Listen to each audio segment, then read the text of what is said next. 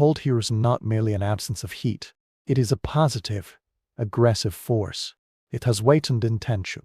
It presses against the log walls of the IZBA, seeking entry. It settles in the bones before one even opens one's eyes.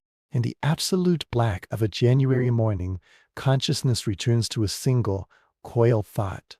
The animals. A mental list forms in the dark.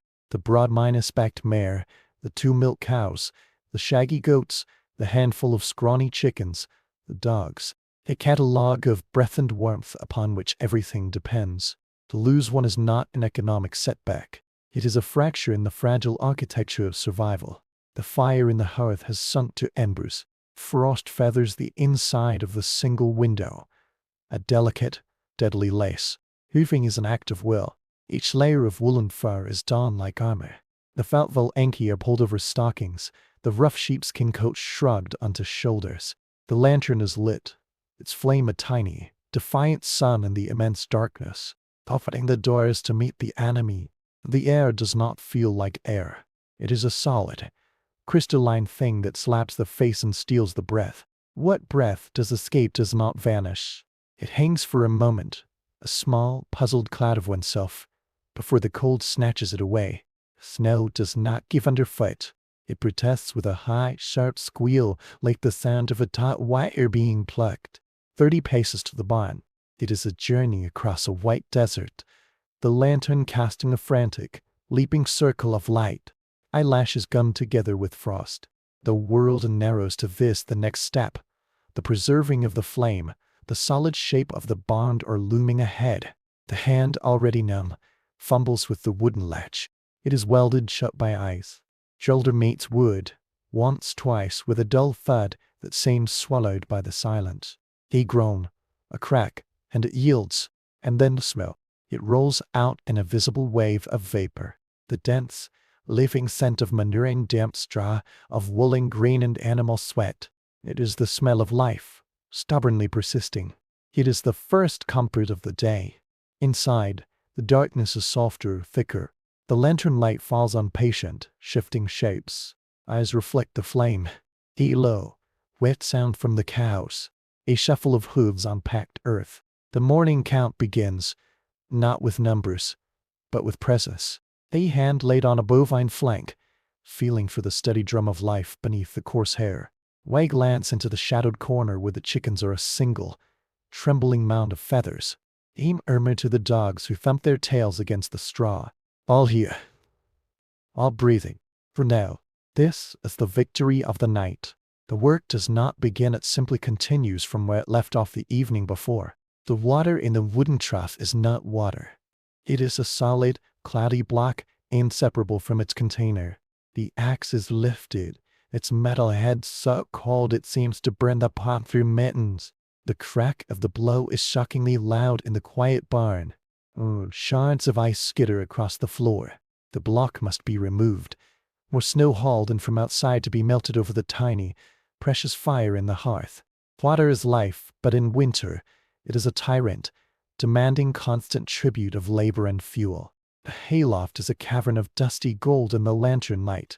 Each for KFUL is lifted with a calculation running beneath the action. How many days remain until the spring grasses? How many for KFUL per animal per day? The arithmetic of survival is cruel and exacting. There is no room for generosity, only a grim sufficiency. The hay is shaken out, fingers probing for the hidden, gray betrayal of mold. One spoiled mouthful can kill as surely as the cold. The horses are attended to first. Their legs are run from shoulder to hoof, searching for the subtle heat of inflammation, the swelling of a strained tendon. Their hooves are lifted, one by one. They send impacted snow or picked from the frogs with the iron tool. This is essential. A neglected hoof can split, and a lame horse in winter is a dead horse. The cows stand placidly, their great sides steaming. Their udders are examined with hands that have learned the difference between healthy warmth and the ominous, waxy chill of frostbite. One cow, the roan, has a patch on her left quarter. It is hard to the touch. A pan of slightly warmed water is brought, a cloth soaked, and the area bathed with a gentleness that feels incongruous in this harsh place. The goats are weary and restless. They crowd close, the rectangular pupils catching the light. Their coat is a marvel, but a dangerous one. Fingers comb through the dense wool, searching for the tall tail, gritty stiffness that means moisture has frozen against the skin. One is found with a patch behind its shoulder. It is led to the center of the barn, to the circle of greatest warmth generated by the larger bodies. The chickens are a mystery of continued existence. They are all bones and fluff, their cones absurdly vulnerable. A handful of precious grain is scattered, and they descend upon it with a frantic, silent pecking. They are the barometer of the cold. If they survive the night, there is hope. The dogs have their own work. They are not pets. They are the alert system, the guardians against the wolves whose howls stitch the fabric of the night. They are the muscle for the sled when a journey cannot be avoided. They are given scraps, a gesture of partnership. Their furs check dampness as the enemy. By mid-morning, a pale, anemic light bleeds through the cracks in the wall. It is not a warming light. It merely turns the world from black to a bleak, monochrome gray. The barn has become a universe, its rhythms entirely inward. The sounds are the soundtrack of endurance. The steady, rhythmic crunch of cud, the soft blow of a horse's nostrils, the rustle of straw, the occasional, resonant clang of a hoof against the empty water pail, and beneath it all, the constant, low moan of the wind outside, a reminder of what waits. The man or the woman for this labor knows no strict gender, works in a kind of trance. The mind, freed from complex thought, focuses on minutiae, the way a particular goat always nibbles at the coat sleeve, the pattern of white hairs on the mare's forehead, the particular hollow sound of a certain chicken's cluck. This is how knowledge is built, not from books, but from 10,000 repetitions of observation. It is a deep, silent literacy of life. The afternoon brings the second feeding, the checking of water, the mucking out of the worst of the soiled straw. This last task is a calculation of loss, and the nurined wet straw, when packed in a corner, decompose. Decomposition generates heat, a tiny, microbial warmth. To remove too much is to throw away that precious fraction of a degree. To remove too little is to risk disease and foul the air. It is a balance struck by instinct and experience. The removed waste is not discarded. It is piled against the outside of the barn's north wall, where it will freeze into a solid, insulating berm. Nothing is wasted. Everything is transformed, used repurposed. Waste is a luxury the frontier cannot afford. As the feeble light begins to fade, a new tension enters the barn. The animals sense it first. The dogs grow restless, pacing to the door and back. The horses become ashy, their ears flicking constantly. The wind, a constant presence, changes pitch. It rises from a moan to a shriek. It finds new gaps, whistling through in thin, bitter streams. A storm is coming. Final preparations are made. Extra hay is forked into the racks. All water containers are filled to the brim. The door is checked, reinforced with a heavy timber. The animals are arranged with a new strategy. The horses, the largest, are placed as a living windbreak along the wall, most exposed. The cows and goats are gathered in the center. The chickens are moved to the most sheltered corner, buried under an extra layer of straw. The lanterns are filled with precious oil. There will be no returning to the house tonight. When the storm hits, it is with a violence that feels personal. The wind is no longer an element, it is a raging entity. Snow does not fall, it is hurled horizontally, scouring the world. The barn groans and creaks, its timbers protesting. Inside, the animals press together, sharing warmth, sharing fear. The humans, it's on a crate, wrapped in a blanket, a lantern at their feet. This is the vigil. There is no sleeping. The ears strain to hear above the storm's roar. Is that the cough of a horse or just the wind? Is the roof bearing up? The flame of the lantern gutters in the drafts. Shadows leap and dance on the walls, monstrous parodies of the peaceful shapes they outline. Time loses meaning. It is measured in the feeding of the lantern, in the occasional circuit made to touch a flank, to lay a hand on a neck, to offer the simple reassurance of contact. The cold seeps in deeper now. It settles in the joints. The breath comes in visible plumes even inside. The animals' coats are frosted where their breath is condensed and frozen. The world has shrunk to this, the circle of lantern light, the symphony of animal breath, the war outside. This is not heroism. It is stubbornness. It is the refusal to let the silence win. It is the physical manifestation of a promise made, unconsciously, to these dependent creatures. I will be here. We will face this together. Dawn, when it comes, is not an event. It is a gradual lessening of the darkness outside. A shift from black to gray. The wind screamed diminishes to a weary sigh. The storm has passed. The person stands, limbs stiff and aching, and moves to the door. It takes effort to shove it open against the new drifts. The world outside is transformed, smoothed into new, alien contours. Snow lies in deep, unbroken waves. Fences have disappeared. The path to the house is a memory, but the barn has held. The routine begins again. The count, the roan cow, is still standing. The mare's cough is no worse. The goats are huddled, but alert. The chickens, miraculously, are all alive, shaking off snow that has sifted through the roof. All here, all breathing. The work of digging out will take days. But for this moment, there is only the profound, weary gratitude for persistence. This is the unrecorded history, not of treaties or battles, but of mornings that begin in dread and end in relief, of hands withdraw from breaking ice, of backs that ache from forking hay, of eyes that learn to see health in the set of an ear, the brightness of an eye. It is the history of a partnership forged in desperation. The animals give everything: time, flesh, labor, warmth, companionship. In return, they ask for everything: protection, sustenance, care, a share of the very breath in the human's lungs, as bodies huddle together for warmth on the worst nights.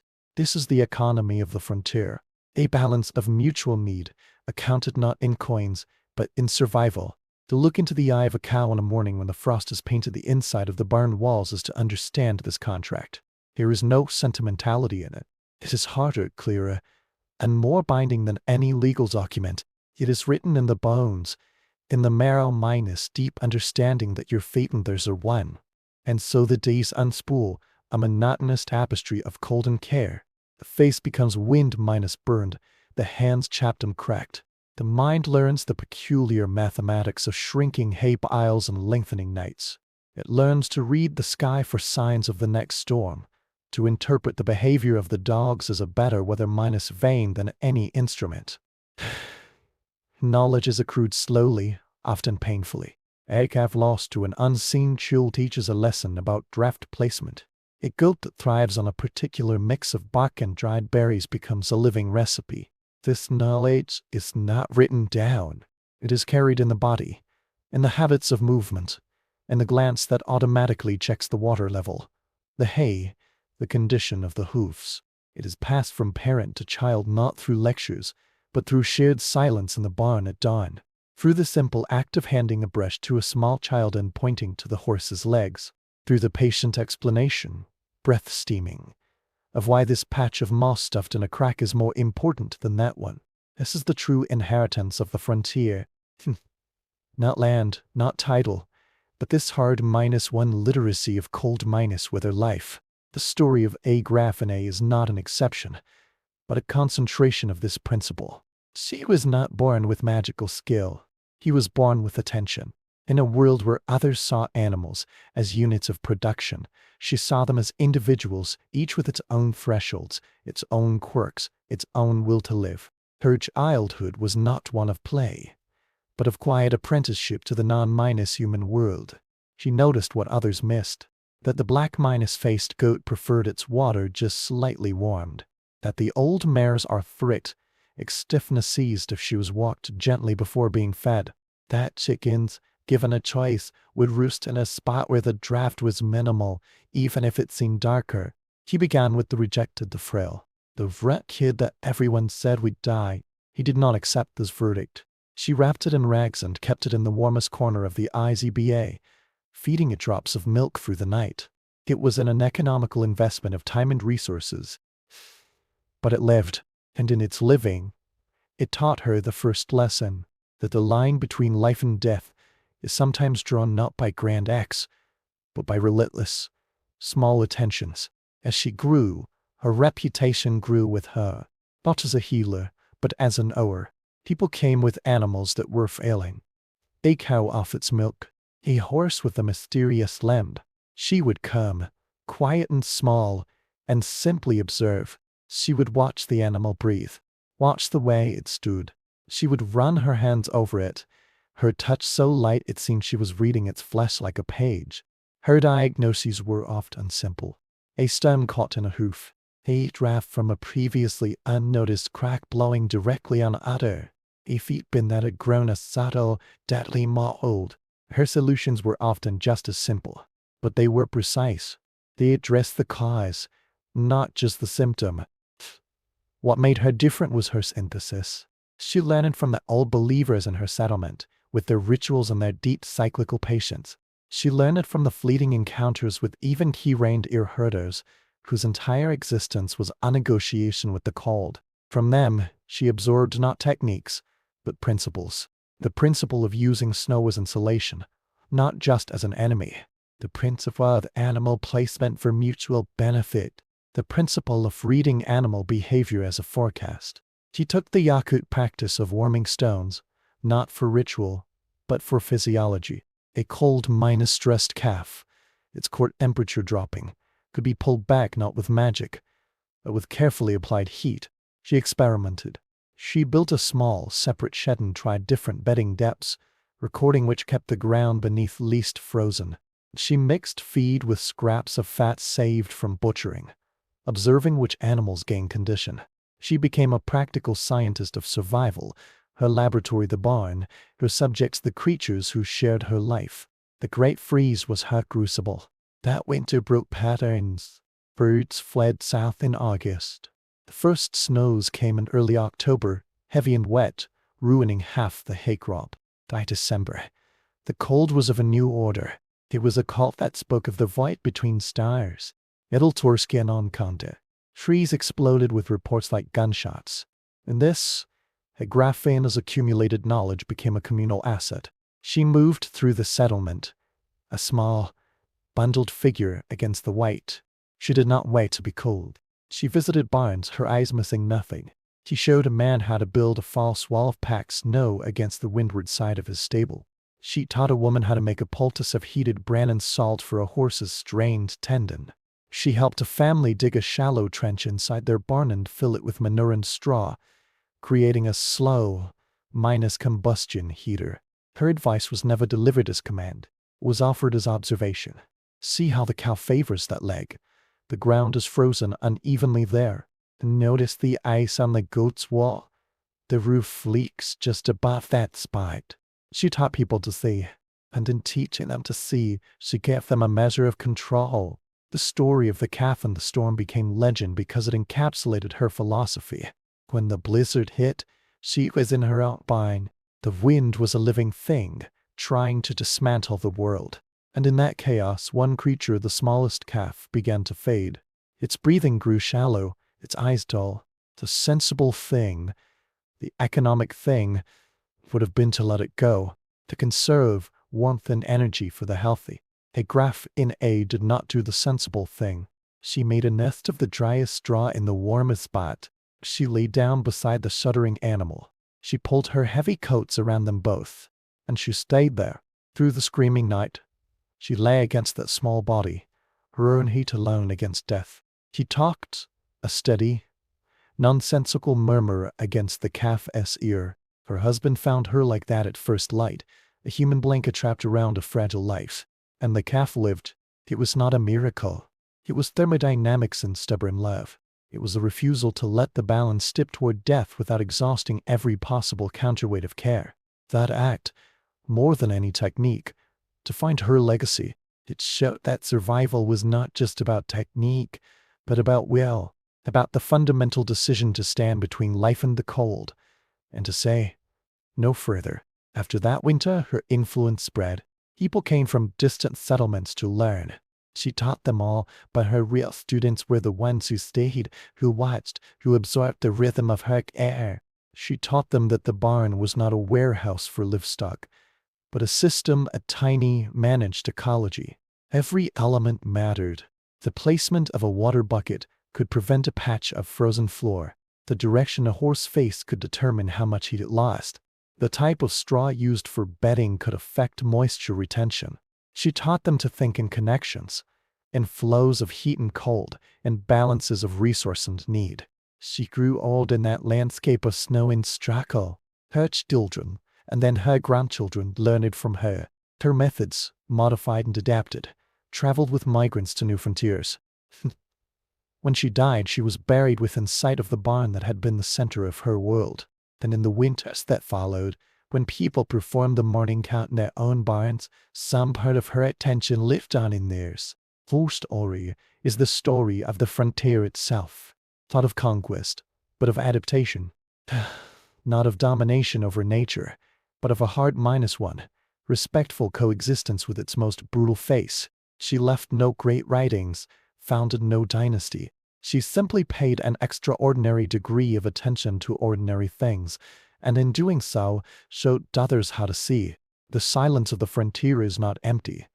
It is full of these erased histories, of knowledge written not on paper, but in the very grain of daily life.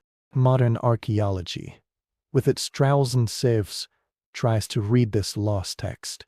In the collapsed remains of a barn, they find the physical poetry of survival. The stratified layers of bedding are not just trash. They are a deliberate stratigraphy of warmth. A deep, complex mat of straw, manure, moss, and more straw built up over a winter.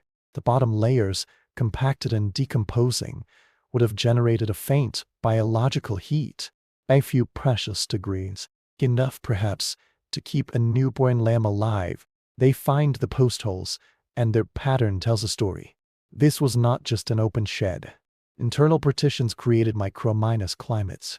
The horses here, generating the most heat, placed as a buffer against the wind. The smaller, more vulnerable goats and sheep in the center, the beneficiaries of that radiated warmth. The chickens in a fully enclosed, insulated box within the structure. It was architecture with a purpose deeper than shelter. It was thermal engineering. Then there are the stones. Smooth, river-worn stones, found in clusters near hearths and in barn corners.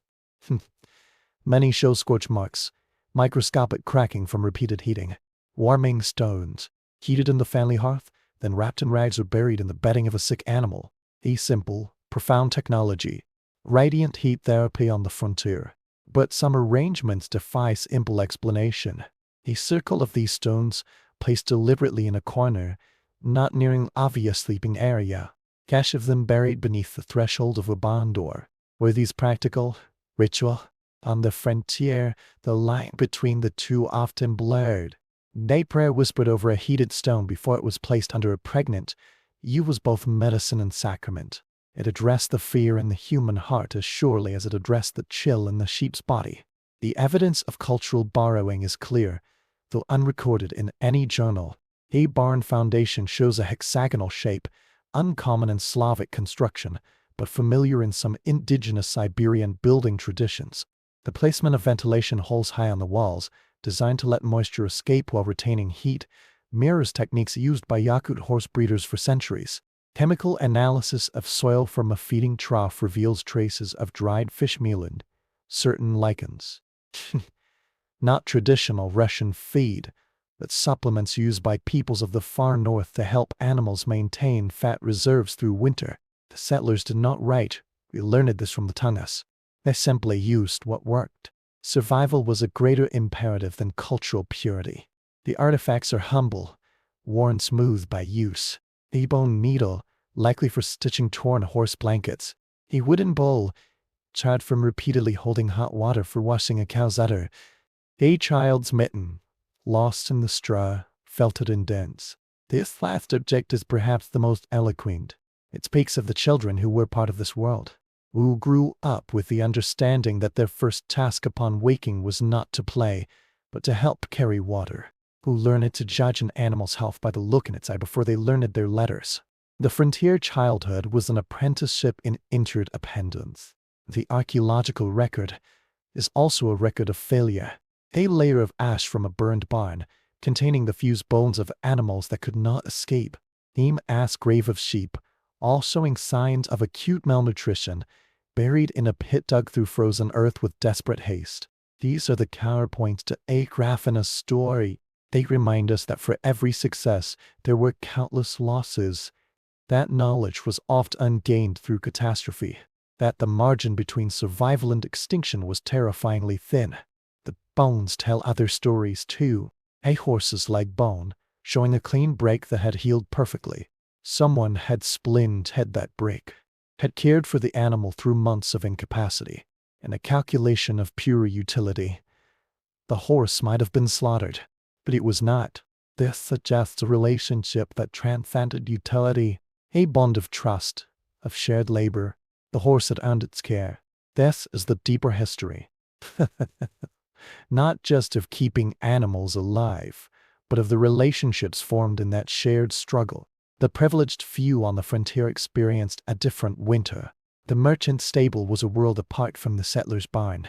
Its log walls were squared and fitted, the gaps chinked with proper mortar, not moss. Inside, it was a cathedral of animal husbandry. Floor was planked, raised above the frozen earth. Along one wall, a series of clay pipes ran from a small, enclosed brick oven, a high-pocos system, primitive but effective, radiating a dry, gentle warmth. The horses here were not merely stock. They were assets, engines of commerce. They were the merchant's connection to the world beyond the Taga. Their care was not left to chance or the labor of an exhausted family. It was delegated to a hired ostler, a specialist whose entire winter was dedicated to their well-being. The feed was not rationed hay. It was measured mixtures of oats, barley, and dried clover imported at great cost. Supplements of molasses and linseed oil were added to maintain coat gloss and strength. Fodder was drawn from a deep, sheltered well and warmed in a copper kettle before being offered. The grooming was a daily ritual with brass-bristled brushes and metal curry combs.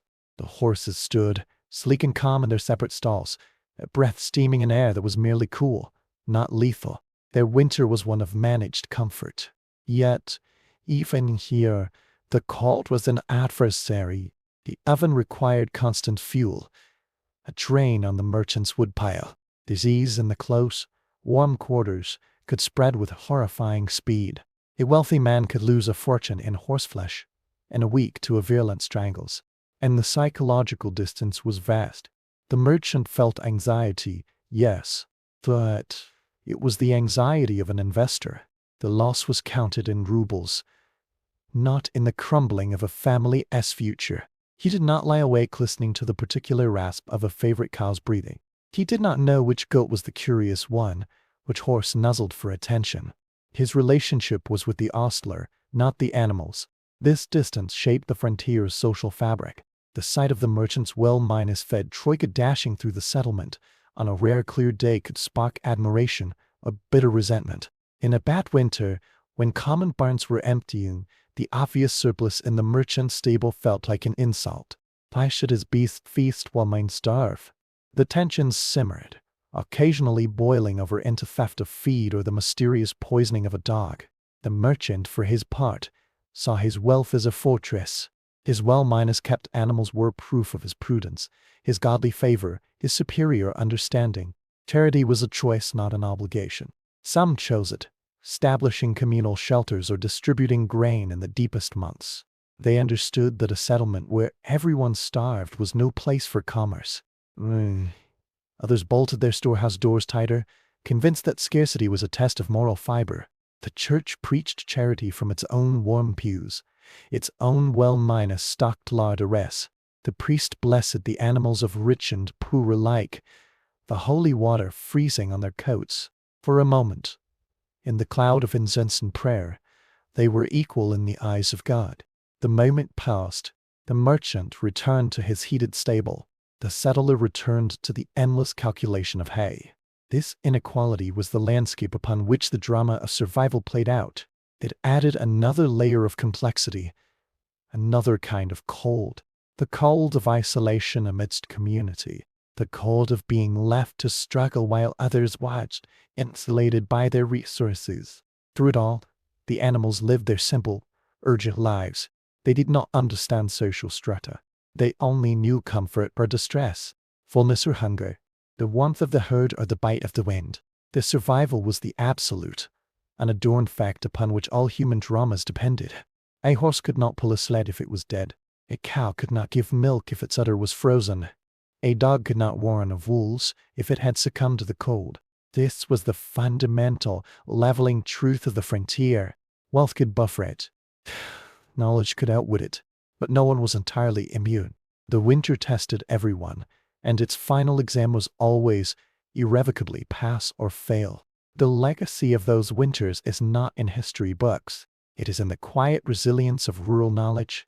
The old farmer who still checks the underside of a sheep's wool rice after a sleet storm, and the understanding that animals are not machines, but beings with thresholds, in the ingrained habit of preparation, of putting up more than seems necessary.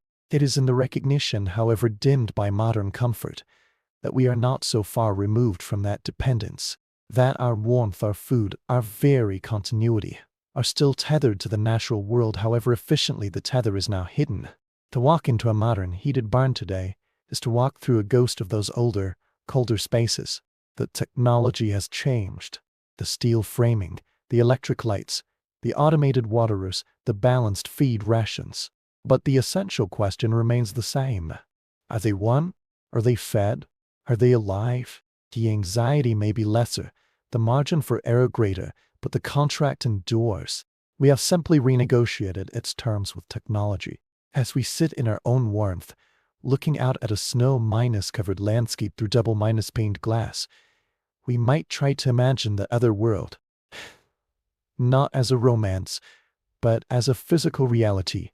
The ache in the hands, the constant, low-grade fear in the stomach, profound bodily fatigue, the smell of the barn, not sanitized, but rich and complicated, the sound of quiet breathing in the dark, and the feeling, each morning, of that door being pushed open, the moment of terrible vulnerability before the eyes adjust and the count begins. That moment contains the whole history, the hope, the dread, the responsibility, the love, the sheer, stubborn will to see the sun rise on another day of shared life. It is a history written in frost and breath, in straw and vigilance. A history where heroes are not those who conquer, but those who continue, who rise in the darkness, who walk the 30 paces, who lift the latch, and who, against all odds, keep the flame of life burning in the heart of the cold. The darkness here is not an absence of light. It is a substance. It has texture and depth like cold water. It fills the lungs with each shallow breath. Consciousness returns not to thought, but to sensation. The ache in the joints is the first messenger. Then, the memory of the cold waiting just beyond the woolen blankets, and with it the list. It imposes itself, unbidden. Second cow, goats, the dogs, the chickens, not names but presences, responsibilities with beating hearts. Failure is not an option. It is a slow, chilling reality that begins with a single missed breath in the night. The stove's iron belly holds only ashes. Frost has painted the inside of the window with ferns of ice, beautiful and deadly. To rise is to enter a duel. Each garment is a layer of defense. Wool socks, felt boots, trousers, shirt, sweater, the heavy tulle up of sheepskin. The weight is immense before even stepping outside. The tinderbox strikes, a spark catching on charred cloth. The lantern wicks molders, then accepts the flame. 'Tis small. Living light is a declaration of war against the immensity of the night. Opening the door is an act of violence against the settled cold. The air does not enter it assault. It is a blade of pure crystalline negation.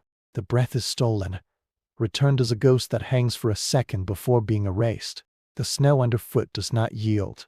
It screams, day high, piercing note with each step, as if the very earth is in pain. The journey to the barn is a pilgrimage across a white desert. The circle of lantern light is a fragile world, constantly moving, revealing nothing but the next squeaking step. Frost clings to eyelashes, blurring vision. The world shrinks to this, the next footfall, the shelter of the flame, the solid dark shape of the barn ahead. The latch is a knot of iron and frost. Muscle and will must combine to break it. A grunt, a solid heave, the crack of ice giving way. Then, the scent. It rolls out, a thick, humid cloud, the smell of life, profound and animal. Manure, sweet hay, the musk of damp wool, the sour tang of milk. It is the smell of continuity. Inside, the darkness is different. It is inhabited. The lantern light falls on shapes that shift and sigh. These, liquid and dark, reflect the flame. Soft, low groan from the direction of the cows. A stamp of a hoof, a rustle of straw. The morning ritual is not a count, but a confirmation. A hand placed on a broad, warm side, feeling for the slow, tidal movement of respiration. Way glanced toward the rustling mound that is the chickens. A word whispered to the dogs who lift their heads. All present, all enduring. This is the silent victory. The work is a continuum, an unbroken thread from yesterday. The water in the trough is a solid mass, married to the wood. The axe has lifted its metal so cold it feels adhesive, like it might take skin. The blow rings out, a sharp, solitary report. Fragments scatter like diamonds. The block must be removed, replaced with snow to be melted over a fire that consumes precious wood. Water, the source of life, becomes a taskmaster of relentless demand. The hayloft is a dim cave smelling of dust and summer. Each for Cafuel lifted is an equation. Days until spring. Animals to feed. The margin, always too slim. The hay is fluffed, fingers probing for the hidden, fuzzy gray of mold, a quiet poison. The horses are first. Their great, warm bodies are towers of heat. Legs are run from shoulder to fetlock, searching for the telltale heat of inflammation, the puffiness of a strain. Each hoof is cradled, ice and stone picked from the frog with an iron pick. This is sacred work. A compromised hoof is a death sentence in this locked world. The cows stand impatient in ormity, chewing, their sides steaming gently. Their udders are inspected with a touch that knows the difference between healthy warmth and the ominous, wooden chill of frost's bite. One, the speckled one, shows a hardened patch. A cloth soaked in water, barely warmed over the coals, is applied. The gentleness of the gesture is a paradox in this harsh place. The goats are a bundle of nervous energy. They press close, their strange, horizontal pupils catching the light. Their coats are miracles of insulation and potential traps. Fingers work through the thick walls, seeking the stiff, gritty patches where breath or damp has frozen. One is found behind the ear. It is nudged toward the center, into the sphere of warmth generated by the larger beasts. The chickens are a perpetual puzzle of survival. They are feather and bone, their crypts and cones absurdly exposed. A handful of precious grain is scattered, and they descend in a silent, frantic ballet. They are the canaries in this frozen mine. If they survive the night, the cold is not yet won. The dogs are partners, not dependents. They are the ears in the night, listening for the wolf pack's chorus. They are the muscle for the sled when a journey cannot be postponed. They get the scraps, a gesture of shared fate. Their coats are checked dampness. Is the enemy here too? By what passes for midday? A gray, directionless light seeps through the wall cracks. It provides no warmth, only a shift in the spectrum of gloom. The barn has become the entire universe. Its rhythms are internal, metabolic. The sound of seed being chewed, a steady, grinding rhythm. The soft note of a horse. The SC-rich minus scratch of a hoof on earth. The wind, a constant bass note outside, pressing against the walls. The person, man, woman. It matters little, works in a rhythm beyond thought. The mind settles on details. The way one goat always nibbles at the coatsem. the particular storm Inus-shaped cluster of white hairs on the mare's forehead, the different quality of silence from the chicken corner when they are content. This is the education of the frontier. A PhD in attention, earned in 10,000 silent observations. The afternoon is a mirror of the morning. Water. Hay. The removal of waste. This last task is a thermodynamics of survival. The manure and wet straw piled will decompose. Decomposition generates heat. The faint bacterial warmth.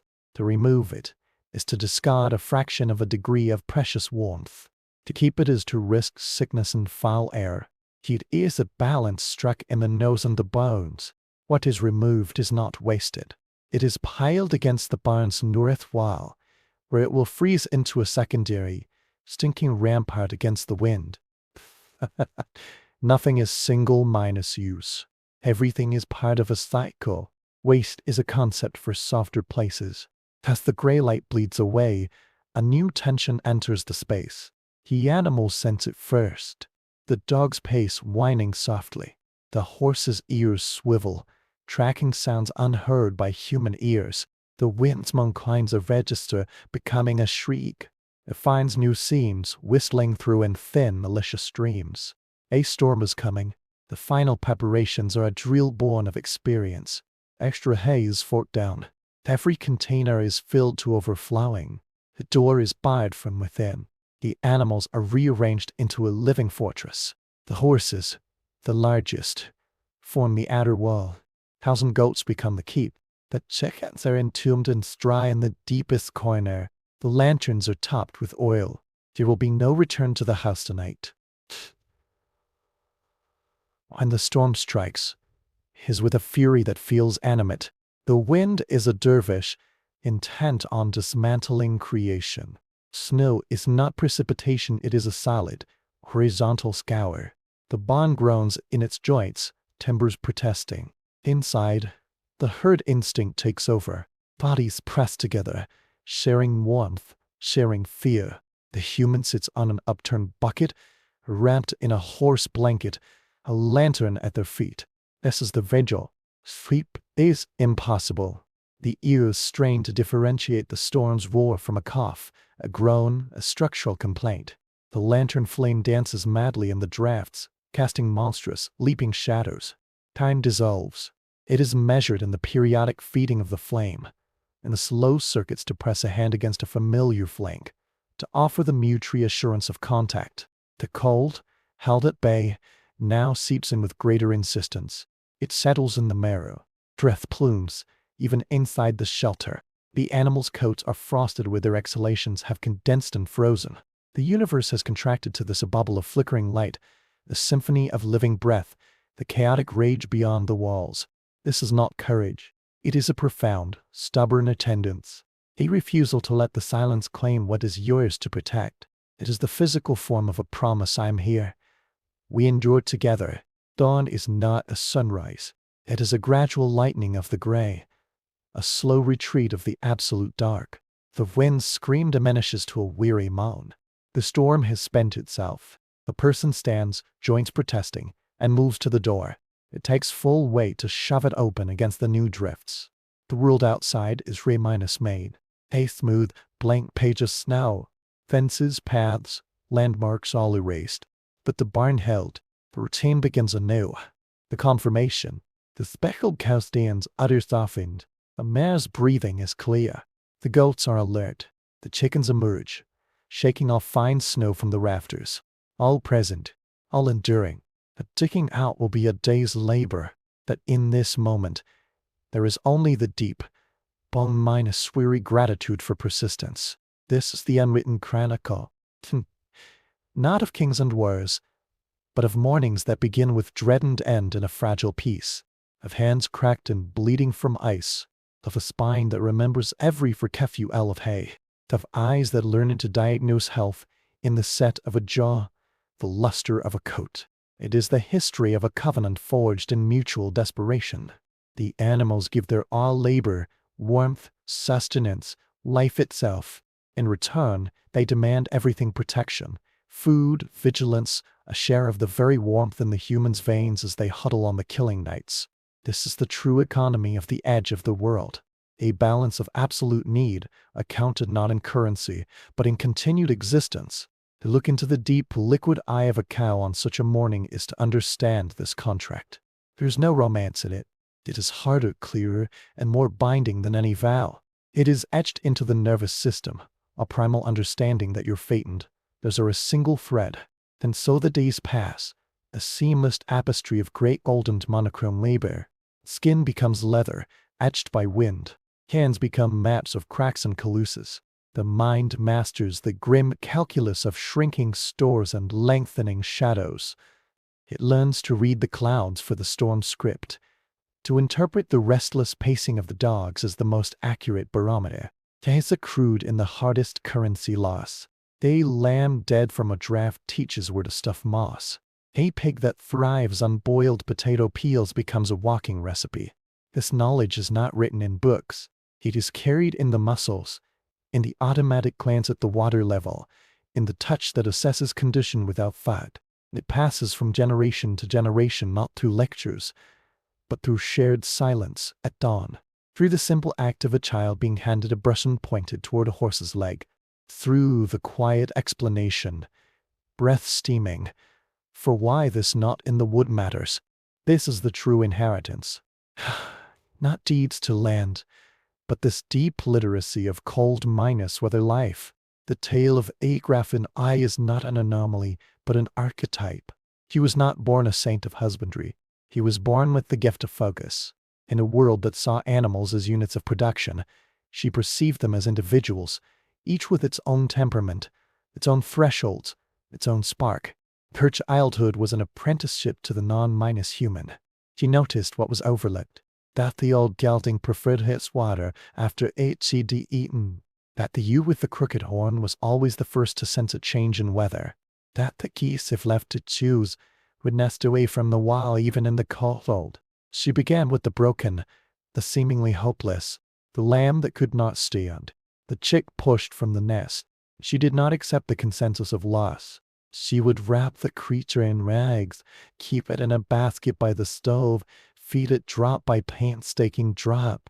It was an inefficient use of scarce resources. But often it lived. And in that life, she learned the foundational lesson that the boundary between life and death is often a narrow zone, patrolled not by grand gestures, but by relentless minute care. Her reputation grew like a slow minus growing moss. Not as a mystic, but as a seeing one. People came with failures. A cow drying up, a dog off its feed. She would arrive small and quiet and observe. She watched the animal move. She listened to its breathing. She placed her hands upon it, her touch so light it seemed she was reading its flesh like braille. Her diagnoses were oft unstartlingly simple. A pebble wedged in a tooth, a draught from a forgotten nothel, a subtle poison in a batch of feed. Her solutions were equally straightforward, but they were precise. They addressed the root, not the symptom. Her genius was synthesis. She learned from the old believers with their cyclical time and ritual patience. She learned from the nomadic Nenets herders, for whom the cold was a familiar companion, not an enemy. From them she absorbed principles, not just tricks. Principle of movement is warmth. The principle of animal placement is social engineering. The principle of reading weather and the behavior of birds. She adopted the Yakut practice of the warming stone, stripping it of ceremony and applying it as physiology. A newborn calf, its core temperature plummeting, could be pulled back not with prayer alone, but was strategically applied. Radiant heat. She experimented. She built a small, separate lean minus to untested bedding depth, noting which kept the ground beneath unfrozen longest. She mixed feed with fish oil traded from the coast, observing which animals held their condition. She became an empiricist of survival, her laboratory the barnyard, her data written in health and mortality. The great freeze was her proving ground. That winter broke all precedent. Geese fled in August, a frantic exodus. Snow fell in early October, wet and heavy, ruining half the harvest. By December, the cold was of a new astronomical order. A cold that spoke of the emptiness between stars. It split trees with sounds like cannon fire. In this, A graphine's compiled understanding became a communal library. She moved through the settlement, a small, bundled figure against the endless white. She did not wait for summons. She visited barns, her gaze missing nothing. She showed a cooper how to weave a windbreak from willow branches and pack snow. She taught a young wife how to make a saw from rendered fattened pine resin for crack gutters. She helped a family dig a shallow trench along the interior wall, filling it with tender dry moss that would smolder for days, radiating a gentle, constant heat. Her advice was never delivered as instruction. It was offered as shared observation. See how the milk cow turns her back to that corner.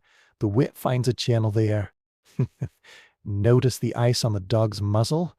His water dish freezes faster because it's metal. She taught people to see their own spaces anew, and in doing so, she granted them a sliver of agency. The legend of the calf in the blizzard persists, because it is her philosophy made flesh. When the storm descended, she was in her barn. The wind was a living entity, trying to unmake her world. In that chaos, one creature, the smallest calf, began to fade. Its breath grew shallow, its eyes dulled. The practical, economic choice was to let it go, to conserve resources for the strong.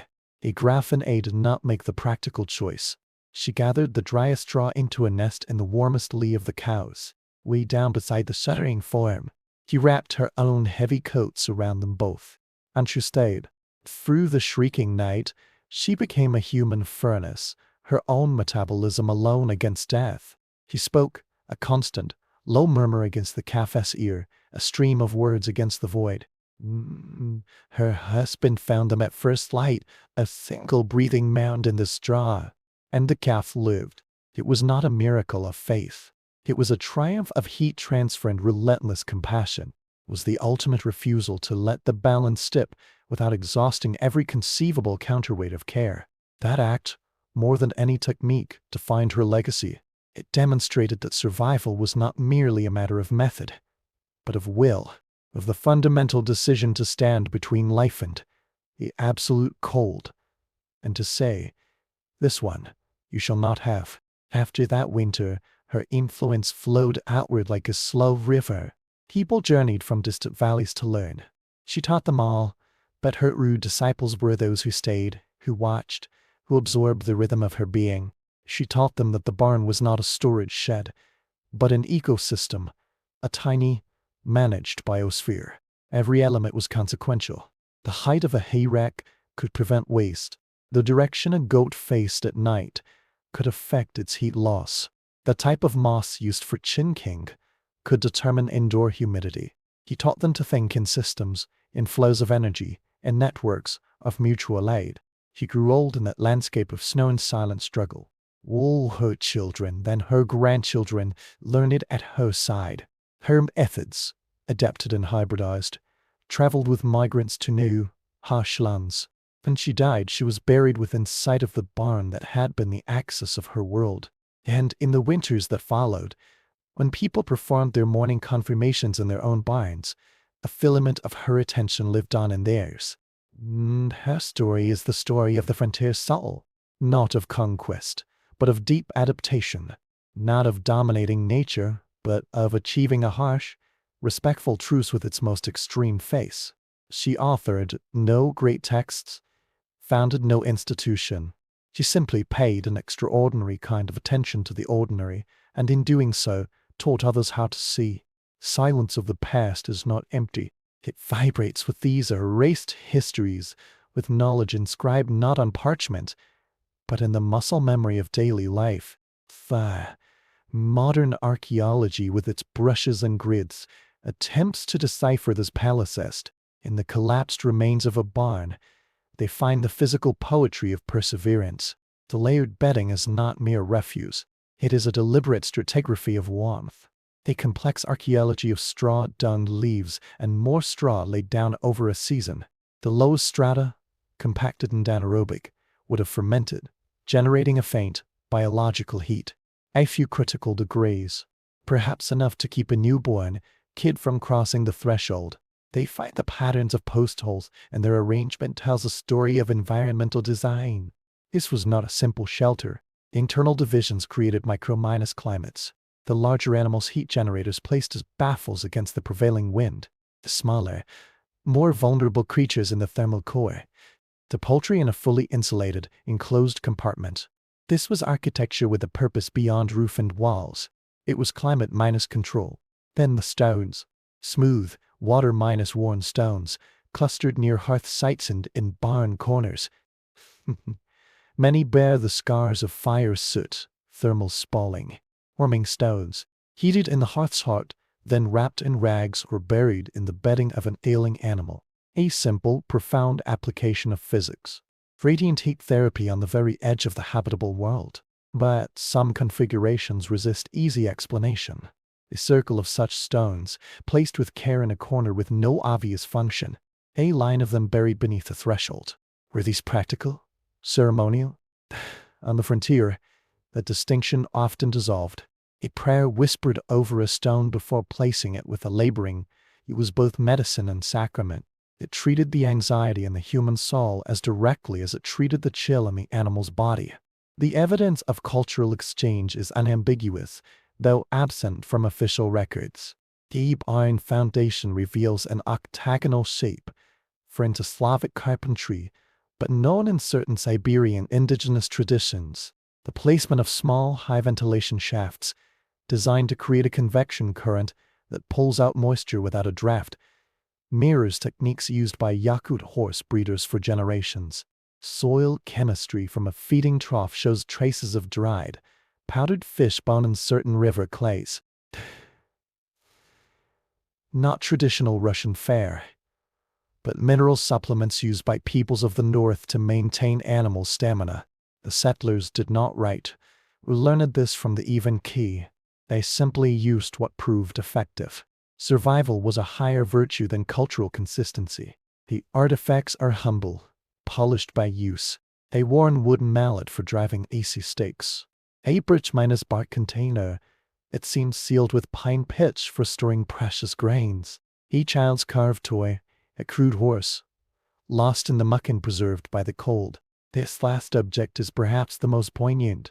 It speaks of the children who were citizens of this world, who understood that their first duty was to carry water, not to play, who could judge an animal's spirit by the look in its eye before they could parse a sentence. Frontier childhood was an immersion in the reality of interdependence.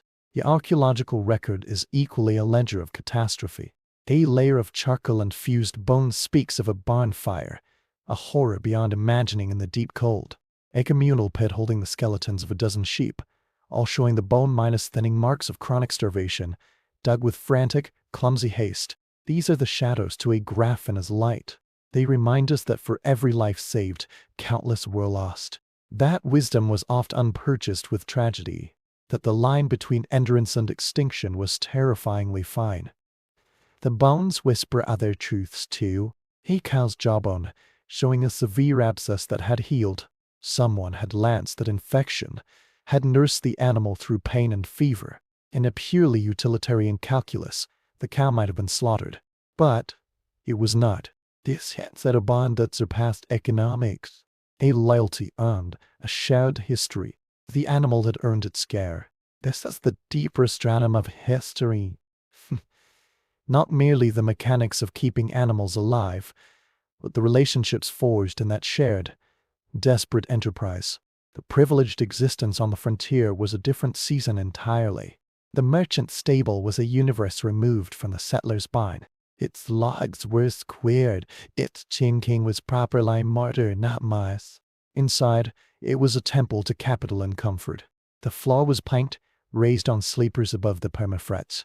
Along one wall, a system of clay pipes ran from a small, efficient bricks of vague rubka, a primitive hypocaust, radiating a dry, consistent warmth. The horses here were not livestock. They were liquid assets, the engines of commerce. They were the merchants' telegraph lines to the world beyond the Taka.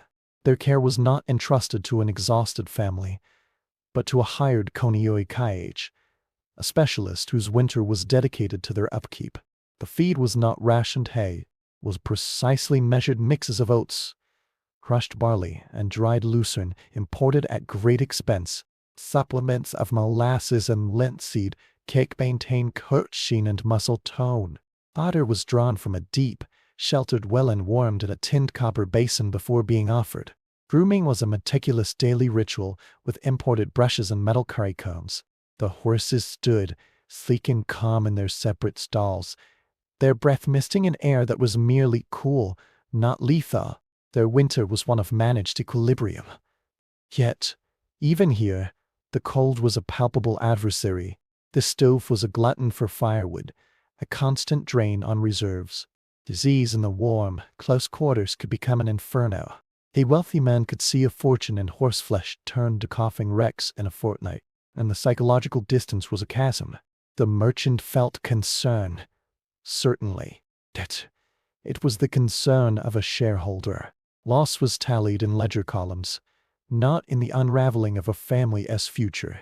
He did not lie awake attuned to the particular rasp of a favorite ewe's breathing. He did not know which goat was the troublemaker, which horse would nuzzle for an apple. His relationship was with the steward, not the stock. This distance defined the social tectonics of the settlement. The sight of the merchants, sleek troika speeding through town on a rare clear day, could inspire awe or bitter envy. In a desperate winter, when common barns echoed with emptiness, the obvious surplus in the merchant's stable felt like a moral affront. Why do his beasts fatten while mine starve? The tension simmered, occasionally erupting in the theft of fodder or the mysterious injury of a valuable dog. The merchant, in his turn, saw his prosperity as a fortress of virtue. His well-minded kept animals were testament to his foresight, his divine favor, his superior understanding. Charity was a discretionary act, not a communal obligation. Some chose it, funding communal shelters or distributing grain in the deepest months. They understood that a settlement hollowed out by starvation was no foundation for commerce. Others barred their storehouses more firmly, convinced that scarcity was a divinely ordained test of character. The church preached charity from its own insulated sanctuary, its own well-minded provision sellers. The priest would bless the animals of magnate and peasant alike, the holy water freezing instantly on their coats. For a moment, in the cloud of incense and Slavonic chant, they were equal before God. The moment passed, the merchant returned to his climate-controlled stable. The settler returned to the arithmetic of dwindling hay. This inequality was the landscape upon which the human drama of survival was staged. It added a profound social cold to the physical one, the cold of isolation within community, the cold of watching others watch you struggle, insulated by their resources.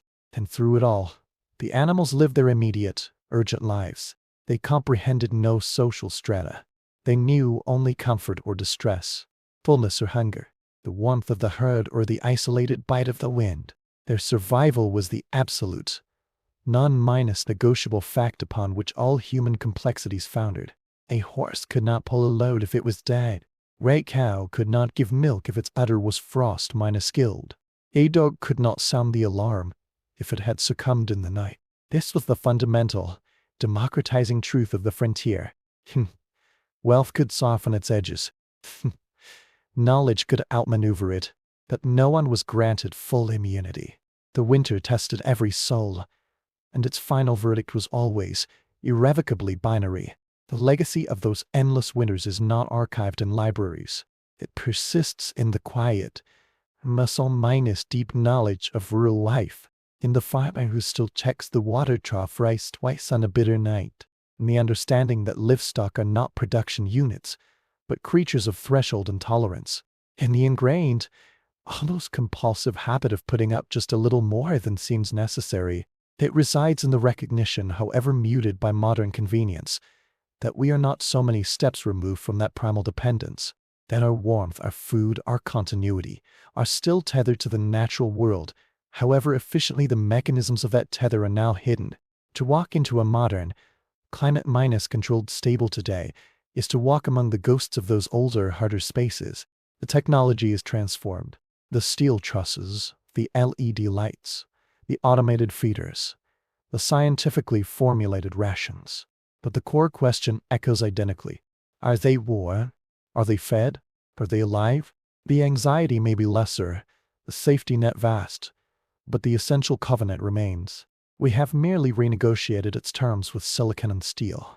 As we sit in our own assured warmth, gazing at a snow-blanketed landscape through insulated glass, we might try for a moment to inhabit the other reality, not as pastoral romance, but as somatic truth, the deep ache in the hands, the constant, low-grade dread in the gut, the profound, cellular fatigue, the smell of the barn not sanitized, but rich, complex, and alive, the sound of quiet, collective breathing in the absolute dark, and the feeling, each and every morning, of that heavy door being pushed open.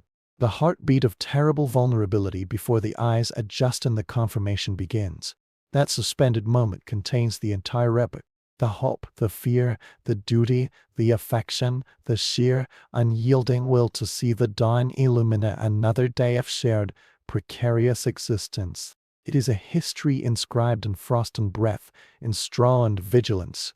A chronicle where heroes are not those who conquer, but those who simply continue, who rise in the impenetrable dark, who walk the 20 impossible paces, who lift the frozen latch, and who, against the immense indifference of the cold, keep the small, stubborn flame of life burning.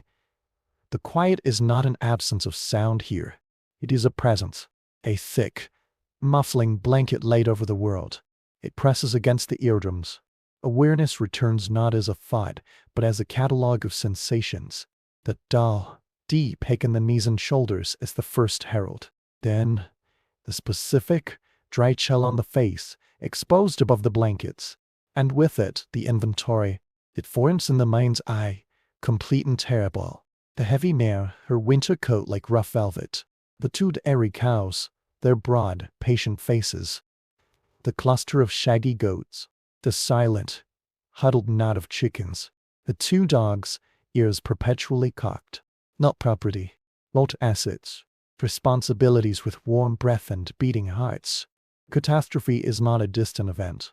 It is a quiet process that begins with a single mist exhalation in the darkest hour. The stove is at dark, cold pupil in the room. Frost has etched it elegant, silver forest on the single pane of glass. The move is to engage in a slow, careful rebellion.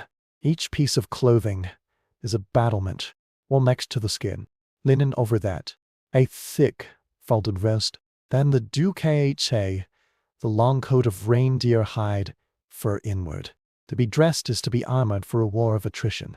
The tinder sparks, a tiny, furious star in the darkness. The wick of the grease lamp catches, its flame a trembling, fatty yoke of light. This small, living glow is a declaration of existence against the void. Opening the door is not an action, but a violation. The cold does not wait politely outside. It invades. It is a solid, crystalline wall that stops the breath in the throat. What breath escapes does not vanish, it crystallizes in the air. A brief, sparkling proof of life immediately erased. The snow does not give. It protests with a sound like tearing linen, a high brittle shriek with every step. The walk to the Lev, the animal shed, is a traverse across a frozen sea. The landslide is a lonely planet, its orbit revealing only the next treacherous foothold. Eyelashes gum together with Rhine. The universe contracts to this the placement of the next boot, the sheltering of the fragile flame, the dark bulk of the shed ahead. The latch is a fist of iron and dice. Shoulder and will must combine to break its grip. A groan of wood, a sharp crack, a release. Then, the smell. It washes out in a great, warm, visible wave. The smell of life, thick and undeniable. Damp straw, the sweet minus rot scent of manure. The oily smell of animal hair, the sharp tang of ammonia. It is the smell of persistence. Inside, the dark is a different creature. It is shared. The lamplight falls on shapes that breathe and shift. Yes, large and liquid, catch the flame and throw it back. A deep, whetza from the direction of the cows. A stamp, a shuffle. The morning ritual is not arithmetic. It is a tactile confirmation. A palm laid flat on a bovine rib cage, feeling for the great, slow bellows within. He glanced toward the feathered mound in the corner. A murmured word to the dogs. who thump their tails in the straw. All here, all holding on. This is the day's first silent triumph. The work is not a series of tasks. It is a single, continuous state of being, resumed from where it paused in exhaustion the night before. The water in the wooden quarry, too, is not a liquid. It is a cloudy, opaque sculpture, fused to its container. The axe handle is cold enough to feel like burning. The swing, the impact taste sounds like a gunshot in the quiet. Splinters of ice skitter like living things across the hard minus packed earth. The block must be removed, replaced with armfuls of snow to be rendered into water over a fire that consumes what it took a day to cut. Water, the essence of life, becomes a tyrannical equation of labor and fuel. The hayloft is a golden cave suspended in darkness. Each for KFUL lifted is accompanied by a silent calculation. Days until the first grain shoots. Mouths to feed. A margin, a narrowing slit of light. The hay is shaken, fingers probing for the insidious, gray felt of mold, a quiet, creeping death. The horses come first. Their great bodies are pillars of contained furnace heat. Legs are run from shoulder to pastern, searching for the treacherous heat of inflammation, the telltale puff of a strained tendon. Each hoof is cradled in turn, ice and impacted filth, picked from the frog with a blunt iron pick. This is holy work. A compromised hoof in this locked world is a sentence slowly carried out. The cows stand in monumental patience, chewing, their sides steaming faintly. Their udders are examined with a touch that knows the precise difference between healthy warmth and the dangerous, dead minus would chill a frost's first claim. One, the red one, has a small hardened patch. A rag soaked in water warmed over the last coals is applied with a gentleness that feels alien in this brutal place. The goats are a tangle of nervous intelligence. They press close, their strange, slotted eyes reflecting the lamp. Their wool is a marvel of natural engineering and a potential death trap. Fingers comb through the dense undercoat, seeking the stiff, icy plates where moisture has been trapped and frozen. One is found high on the hodge. It is guided firmly toward the center, into the radiant circle of warmth thrown by the larger bodies. The chickens are a daily miracle of continued existence. They are off left angles, their gaudy cones absurdly vulnerable. A scant handful of precious grain is scattered, and they descend in a silent, frantic explosion of pecking order. They are the litmus paper of the cold. If they survive the night, the equilibrium has not yet shattered. The dogs are colleagues, not charges. They are the sentries in the long dark. Listen for the wolf minus song that stitches the hours together. They are the motive power for the sled when necessity demands a journey. They receive the scraps, a token of shared fate. Their dense fur's checked dampness is the universal enemy. By what the weak, gray light names midday, the world outside has merely shifted from black to gray. The light offers no warmth, only a change in the quality of shadow. The shed has become the entire cosmos. Its rhythms are internal, metabolic, circadian. The sound of CUD being ground, a steady, peaceful rhythm. The soft blow of a horse clearing its nostrils. The rustle of straw. The wind, a constant basso profundo outside, testing the walls. The human gender irrelevant in this labor works in a rhythm beyond conscious thought. The mind, freed from abstraction, anchors to minute specifics. The way a particular goat always tests the edge of the bucket with its lips first. The unique pattern of deep apples on the old mare's rump. The particular timbre of silence from the chicken corner when they are settled. This is the true education of the place. A mastery of attention, earned in 10,000 repetitions of quiet, noticing. The afternoon is a paler echo of the morning. Water, hay, the removal of waste. This last is a complex calculus of survival. The manure and sodden straw piled will begin to decompose. Decomposition generates heat. A faint, microbial warmth. To remove it is to discard a fraction of a precious degree. To retain it is to risk pestilence and foul air. It is a balance struck in the gut and the nose. What is taken out is not discarded. It is banked against the shed's northern wall, where it will freeze into a secondary, odifferous berm against the prevailing wind. Nothing has a single purpose. Everything is part of a cycle of transformation. Waste is a philosophical luxury for easier places. As the gray light begins to leach away, a new tautness enters the space. The animals are the first seismographs. The dogs grow restless, pacing to the door and back. The horse's ears become radar dishes, twitching at frequencies inaudible to humans. The wind's moan tightens, rises in pitch, becomes a keen. It finds fresh faults, whistling through in thin, spiteful jets. A storm is gathering. The final preparations are a ritual born of hard experience. Extra hay is forked down from the loft. Every vessel is filled to the brim.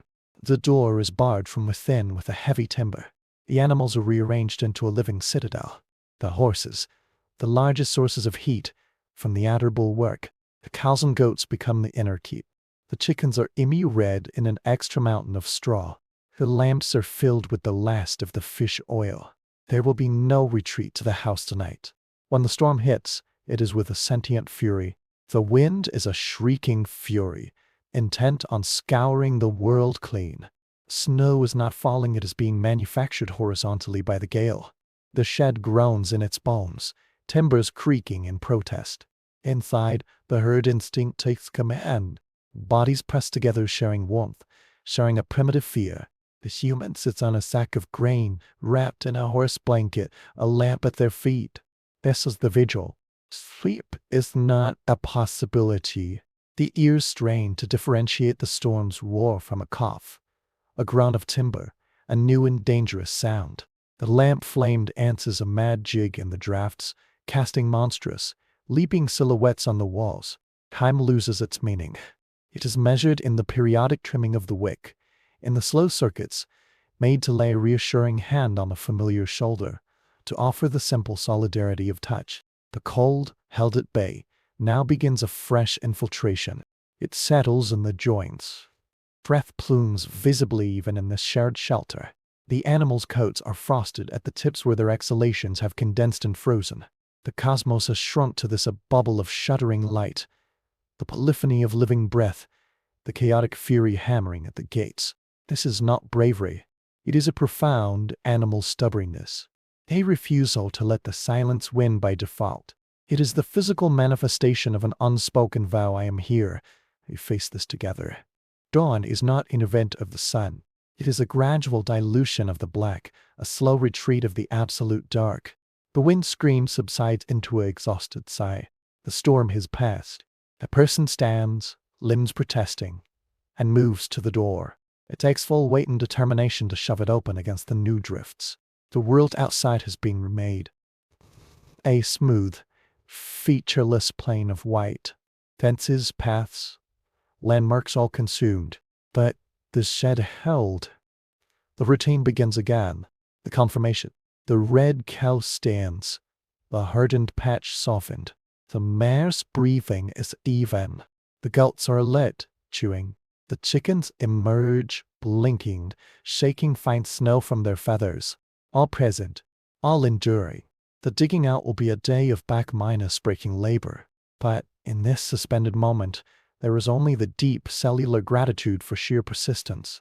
This is the chronicle never penned, not of treaties or triumphs, but of mornings that dawn in dread and settle into a fragile, temporary peace. Of hands rubbed draw on ice and rope. Of a spine that remembers the weight of every sheaf of hay. Of eyes that learned to diagnose hope in the set of an ear, the brightness of a gaze. It is the history of a covenant written in mutual need. The animals give their all labor, warmth, food, their very bodies. In return, they demand everything: protection, sustenance, vigilance, a share of the human's own body heat on the nights when the cold defies all barriers. This is the true economy of the edge of the world. A balance of absolute dependency, accounted not in coin, but in continued breath. To look into the deep, comma of a cow on such a morning is to understand this contract in your bones. There is no sentiment in it. It is harder, clearer, and more binding than any law. It is etched into the nervous system, a primal understanding that your fate and theirs are a single, intertwined thread. And so the days unwind, a seamless scroll of great oldent monochrome toil. Skin becomes leather, etched by the wind's needle. Hands become an apography of cracks and caluses. The mind masters the grim calculus of shrinking reserves and lengthening nights. It learns to read the sky for the storm's secret script, to interpret the restless circling of the dogs as the most accurate of barometers. Knowledge is accrued in the hardest currency, irreversible loss. A lamb dead from an unseen draft teaches where to stuff moss with new urgency. A pig that thrives on kitchen leavings becomes a walking testament to adaptive feeding. This knowledge is not archived in books. It is carried in the muscles, in the automatic glance toward the water level, in the touch that assesses condition without conscious thought. It passes down not through lectures, but through shared silence in the pre-minus dawned arc. Through the simple act of a child being handed a brush and pointed toward a horse's mud-escaped flank. Through the quiet, steam-punctuated explanation of why this knot in the wood, and not that one matters. This is the true inheritance. Not title to land, but this deep, semotic literacy of life in the cold. The narrative of A. Graffin A. is not an exception, but a crystallization. She was not born with magical gifts. She was born with the capacity for unwavering focus. In a world that viewed animals as units of production, she perceived them as persons of fur and feather, each with its own character, its own limits, its own will to live. Her childhood was an immersion in the non-human. She noticed what was routinely overlooked, that the old ox had a favorite corner for resting, that the gray hen was always the first to sense a hawk, even in winter, that the bees in their strong, wrapped hive hummed at a different pitch before a hard freeze. She began with the rejected, the seemingly doomed. The chick pushed from the brood, the lamb too weak to suckle. She refused the consensus of inevitable loss. She would make a nest of rags in a basket by the stove, feed the creature drop by painstaking drop with a feather. It was an uneconomical expenditure of scarce resources, but often astonishingly lived. And in that stubborn life, she learned the foundational truth: the boundary between life and death is often a narrow, contested territory, held not by grand gestures but by relentless minute-acts of care. Her reputation grew like a hardy, slow-growing lichen. Not as a healer, but as a seer. People came with mysteries. A cow off its milk, a dog losing its hair. He would arrive, small and quiet, and observe. He watched the animal move through its space. She listened to the quality of its silence. She placed her hands upon it, her touch so light it seemed she was reading its energy, its distress. Hard diagnoses were oft and disarmingly simple. A thorn embedded in a frog, a draft from a prairie sea, a chinked log, a subtle toxicity in a batch of stored grain. Her solutions were equally direct, but they were precise. They addressed the cause, not the symptom. Her genius was one of synthesis. Nenned from the star over why the old believers, with their ritual patience and cyclical time. She learned from the fleeting encounters with even key-reined ear herders, for whom the taiga was not a wilderness but a home. From them she absorbed principles, not prescriptions. The principle of mobility as warmth. The principle of social order as thermal strategy. The principle of reading the weather and the behavior of ravens.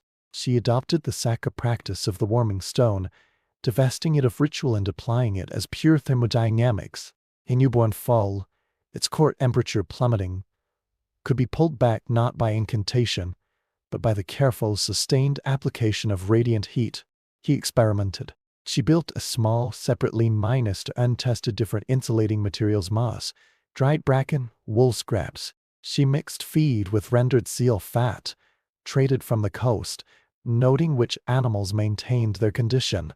She became a pragmatic scientist of survival. Her laboratory, the barnyard, had aided the health or decline of her charges. The great freeze was her crucible. That winter shattered all precedent.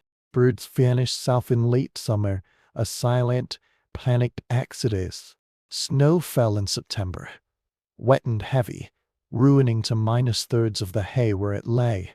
By November, the cold was of a new, planetary order. A cold that spoke of the vacuum between stars. It made the air itself ache, and trees exploded with sounds like distant artillery.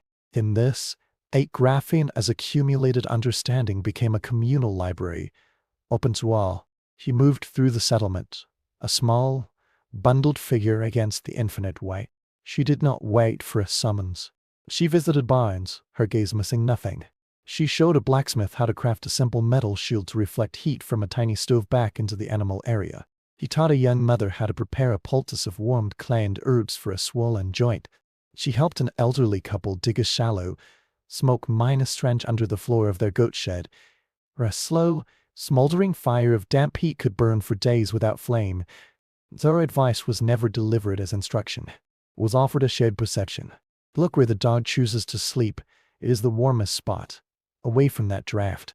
See the pattern of frost on the wall? The wind drives through the air. She taught people to see their own environments with new eyes. And in doing so, she gave them a thread of agency in the face of chaos. The legend of the calf and the blizzard endures because it is her entire philosophy made flesh and breath. When the storm descended like the end of all things, she was in her barn. The wind was a living, screaming entity. In that maelstrom, one creature, the newest calf, began to fade. Its breathing shallowed. Its eyes lost their focus. The rational, economic choice was surrender. To conserve energy and resources for those likely to survive. A Graffin A did not make the rational choice. She gathered the driest straw into a deep nest in the lee of the massive cows. She lay down beside the shuddering form. She wrapped her own bouquet, each around them both. And she stayed. Through the shrieking, mindless night, she became a human furnace, her metabolism a direct transfusion against death. She talked, a constant, low stream of words and nonsense, against the calf's ear, a human sound against the inhuman roar. They were found at first light, a single breathing sculpture in the straw, and the calf lived. It was not a miracle of faith. It was a victory of physics and relentless compassion. It was the ultimate testament, the decision to stand between one fragile life and the absolute cold, and to exhaust every possible ounce of will in its defense. That act, more than any technique, became her legacy. It demonstrated that survival was not merely a matter of method, but of moral choice, of the fundamental decision to value a life, and to defend that valuation with your own body. After that winter, her influence spread like a slow, deep current. People traveled from distant river valleys to learn. She taught them all, but her true students were those who lived alongside her, who absorbed not just her methods, but the rhythm of her attention. She taught them that the barn was not a storage facility, but a managed ecosystem, a tiny, interdependent biosphere. Every element was consequential. The height of a feed rack could minimize waste. The orientation of a sleeping animal could affect its heat loss. The type of clay used for chinking could determine indoor humidity levels. She taught them to think in systems and energy flows, in networks of mutual support. She grew old in that landscape of snow and silent, daily courage. Her children, then her grandchildren, learned from her hands, her eyes. Her methods, adapted and hybridized, traveled with migrants to new, harsh frontiers. When she died, she was buried within sight of the barn that had been the heart of her world. And in the winters that followed, when people performed their morning confirmations in their own barns, a filament of her unwavering attention lived on in theirs. Her story is the story of the frontier's quiet soul, not of conquest, but of profound adaptation, not of domination over nature, but of a hard-minded one, respectful truth with its most extreme expression. She authored no manifestos, founded no schools. She simply paid an extraordinary quality of attention to the ordinary, and in doing so, taught a generation how to truly see. The silence of the historical record is not empty. It hums with these erased narratives, with knowledge inscribed not on parchment, but in the muscle memory of daily practice. Modern archaeology, with its meticulous grids and sifting screens, tries to decode this silent text. In the collapsed signature of a barn, they find the physical poetry of perseverance. The stratified layers of bedding are not mere domestic detritus. They are a deliberate archaeology of warmth, a complex stratigraphy of straw, manure, leaves, moss, and more straw, laid down with intention. The lowest strata, compacted and anaerobic, would have fermented, generating a faint, vital, biological heat. A few critical degrees Celsius, Perhaps the difference between a viable pregnancy and a lost one. They find the patterns of post holes, and their arrangement tells a silent story of environmental design. This was not mere shelter. Internal partitions created distinct micro-minus climates. The larger animals walking furnaces placed as living windbreaks. The smaller, more vulnerable creatures clustered in the thermal core. The poultry in a fully insulated, separate compartment. This was architecture with a purpose far beyond mere enclosure. It was bioclimate design. Then, the stones. Smooth, water-worn stones, found in caches near hearths and in barn corners. Any bear the forensic evidence of fire soot, cracking from thermal shock. Warming stones, heated in the heart of the family fire, then wrapped in rags or buried in the bedding of an ailing animal. The simple, brilliant application of thermal mass. Radiant heat therapy on the very frontier of human habitation.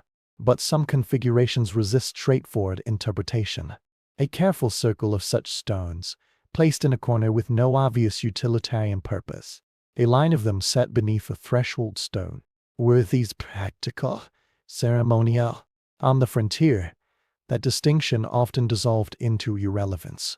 A prayer murmured over a heated stone before placing it with a laboring sow was both medicine and sacrament.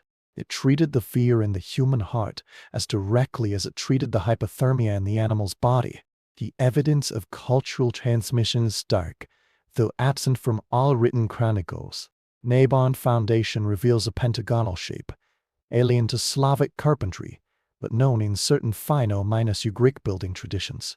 The use of a double-layer wall with an air gap, filled with dry birch leaves, a superb insulator mirrors techniques used by Baltic peoples. Soil chemistry from a long-vanished feed trough reveals traces of dried, powdered fish and certain alkaline earths. Not traditional Russian supplements, but minerals known by indigenous peoples to aid digestion in winter. The settlers did not write. We learned this from the Sami. They simply used what worked. Survival was a higher priority than cultural pedigree. The artifacts are humble, polished to a sheen by use. A worn wooden shovel for moving grain. A birch bark container, it seems waterproof with spruce gum for storing salt. A child's mitten, felted from goat hair, lost in the straw and preserved by the perpetual cold. This last object is perhaps the most eloquent. It speaks of the children who were born into this covenant, who understood that their first duty upon waking was to check the water, not to play, who could judge an animal's spirit by the set of its tail before they could write their own name. Frontier childhood was an immersion in the reality of radical interdependence. The archaeological record is equally a ledger of disaster. A layer of vitrified earth-infused bone tells of a barn fire, an apocalyptic event in the deep cold. Zmino pit holding the skeletons of a dozen sheep, all showing the porous, weakened bone of chronic starvation, dug with the frantic, clumsy haste of despair. These are the necessary shadows to a graph in his light. They remind us that for every life saved, countless were lost. That wisdom was oft unpurchased with catastrophic loss. That the line between endurance and annihilation was terrifyingly narrow. The bones whisper other, quieter truths. A horse's vertebra, showing a severe arthritic lipping that had fused, granting a painless stiffness. Someone had cared for that horse through years of increasing lameness, had adjusted its work, had perhaps even carried water to it. In a purely utilitarian calculus, the horse might have been replaced. But it was not. This hints at a bond that transcended economics. Loyalty earned over years, a shared history of labor. The animal had earned its retirement. This is the deeper stratum of the history. Not merely the mechanics of keeping animals alive, but the relationships of mutual obligation and respect forged in that shared, desperate enterprise. The world of privilege on the frontier was a season apart. The merchant Sconius Hnya, his stable, was a different universe from the settler's K.H. Leff. Its logs were hewn square, its chin-king was properly mortar. Inside, it was a temple to commerce and comfort. The floor was of thick planks, raised on stone footings above the frozen earth. Along one wall a system of brick flues ran from a compact, efficient Swedish stove, a primitive radiant heating system, providing a dry, even background warmth. The horses who were not beasts of burden. They were engines of capital, the sinews of trade. They were the merchant's connection to the arteries of commerce in the distant cities. Their care was not left to the exhausted attention of a farming family, but delegated to a hired konyokai, a specialist whose winter was dedicated solely to their well-being. The feed was not rationed hay. It was precisely calibrated mixtures of oats, crushed peas, and dried clover imported at significant cost. Supplements of barley, malten linseed oil maintained gloss and strength. Water was drawn from a deep spring fed well and always offered tepid, never ice cold. Brooming was a meticulous, twice daily ritual with imported brass brushes and metal curry combs. The horses stood, sleek and composed in their separate stalls, their breath misting an air that was merely fresh, not lethal. Their winter was one of managed equilibrium. Yet, even here, the cold remained a palpable adversary. The stove was a glutton for seasoned hardwood. Disease in the warm, close, dusty air could become a conflagration. A merchant could watch a fortune in horseflesh succumb to a respiratory plague in a week. And the psychological distance was a vast, uncrossable step. The merchant felt anxiety, of course. But it was the anxiety of an investor. Loss was tallied in ledger books, not in the crumbling of a family's entire future. He did not lie awake listening for the particular wet cough of a favorite milk cow. He did not know which goat was the bold one, which horse would lift gently for a crust of bread. His relationship was with the steward, with the account books, not with the living, breathing stock. This distance defined the social geography of the settlement. The sight of the merchant's gleaming troika speeding through the snow on a rare sunny day could inspire admiration or corrosive resentment. In a desperate winter, when common barns grew silent, the obvious robust health in the merchant's stable felt like a moral indictment. Why do his animals flourish while mine fail? The tension simmered, occasionally boiling over into the sabotage of a slather, the pilfering of a sack of grain. The merchant, in his turn, viewed his prosperity as a fort surrounded by virtue. His well-kept animals were proof of his foresight, his divine favor, his superior acumen. Charity was a discretionary act of grace, not a communal obligation. Some chose it, funding communal grain stores or distributing fodder in the hardest months. They understood that a settlement stripped to the bone by starvation was no foundation for future trade.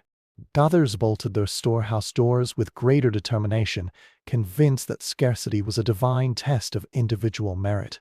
The church preached charity from its own warm stone nave, its own well-stocked larderess. The priest would bless the animals of magnate and peasant alike, the holy water freezing in droplets on their winter coats.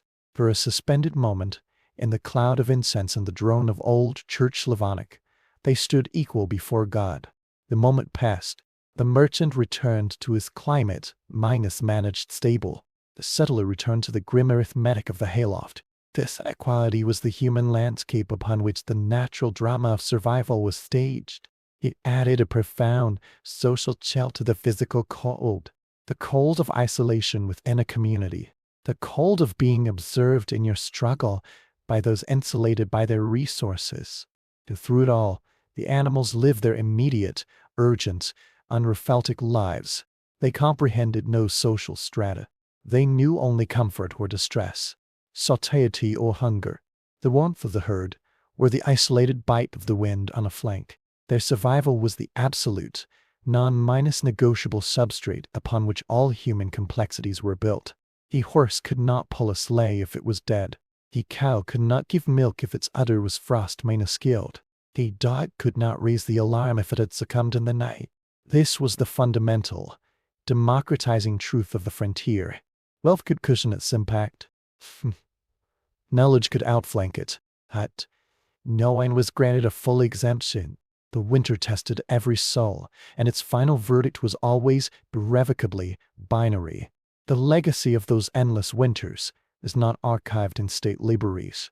It persists in the quiet, bone-deep knowledge of rural life, in the stockman who still walks the bright ways on a bitter night listening in the understanding that livestock are not production units, but beings of threshold and tolerance, each with its own history, in the ingrained, almost visceral habit of preparing for the worst, of putting up just a little more than any spreadsheet would recommend.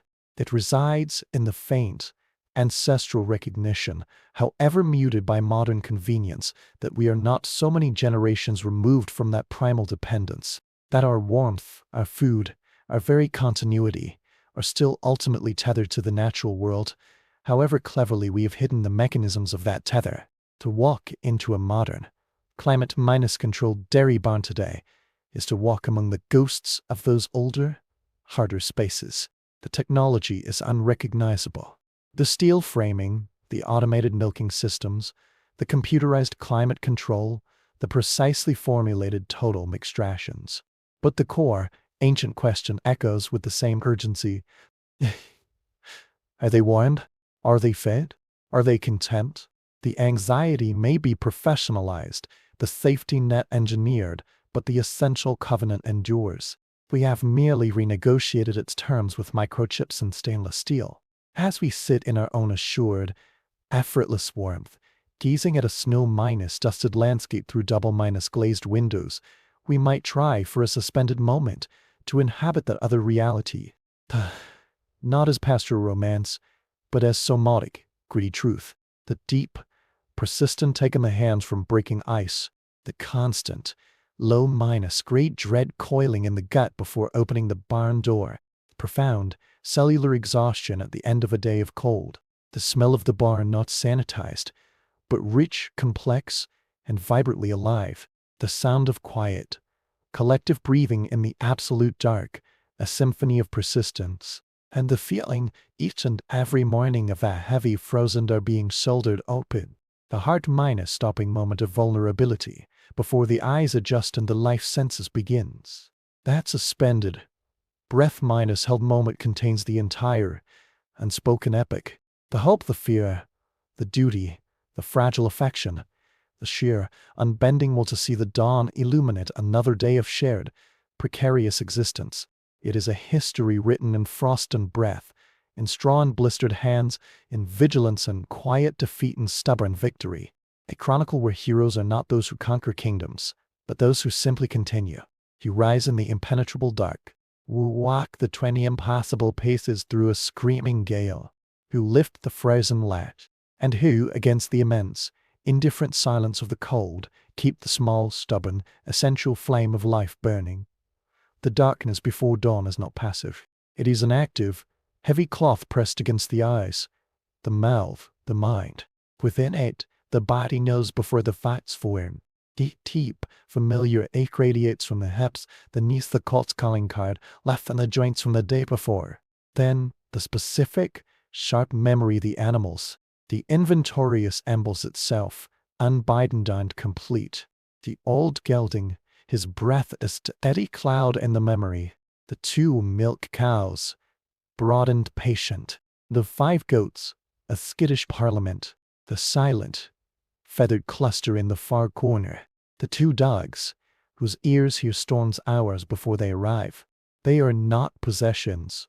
They are a network of pulsing lives to which your own is irrevocably tied. Disaster is not a singular event. It is a slow subtraction, beginning with a single stillness in the night. The hearth is a cave of gray ash. Frost has bloomed across the single window pane, a beautiful, intricate map of the cold's progress. The rise is to commit to a battle that will last until spring. Each garment is a layer of fortification. Coarse linen undercloths, wool stockings, felted leggings, a heavy shirt, a quilted vest, and finally the Polis hubocay, the sheepskin coat that smells of animal and wood smoke. To be dressed is to be encased. The steel strikes the flint. The spark catches on tinder. A tiny, desperate sun. The tallow lamp accepts the flame, its light a greasy, wavering yolk in the immense black. This fragile globe of light is a manifesto of resistance. Opening the door is to breach a barrier. The cold outside is not an absence of warmth. It is a positive, aggressive entity. It strikes the face, a solid, stunning blow. The breath is ripped from the lungs, returned as a momentary, glittering phantom that hangs and is gone. The snow does not compress. It emits a short, high shriek with every step, a sound of profound brilliances. The walk to the shed, the animal shelter, is a crossing of a frozen ocean. The lamplight is a lonely ship, revealing only the next crest of the frozen wave. Eyelashes fuse with frost. The universe reduces to this, the next placement of the boot, the cupping of the flame, the looming dark shape of the shed against the slightly less dark sky. The latch is a welded knot of iron and dice. It requires a full minus body heave, a grunt of effort, a crack, a groan of yielding wood. Then, the atmosphere, it rolls out, a thick, warm, visible exhalation. The smell of life, profound and complex. Sweet hay, sharp ammonia, the damp minus earth scent of manure, the oily warmth of animal hide. It is the smell of successful defiance.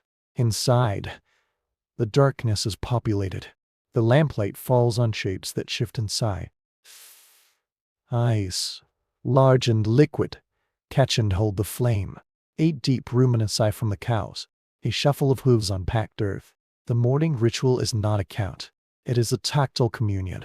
A palm laid flat on a bovine flank, feeling for the great, slow tide of life within. Vague glance to the feathered mound, listening for the faintest rustle. Aim murmured word to the dogs, whose tails thump once in the straw. All present, all persisting. This is the first, silent victory of the day. The work does not begin, it resumes. It is a single, continuous state of being, interrupted only by exhausted sleep. The water in the wooden ruff is a solid, cloudy block, inseparable from its container. The axe handle is cold enough to feel like it steals the soul from the fingers. The swing, the impact sound shockingly loud in the muffled world.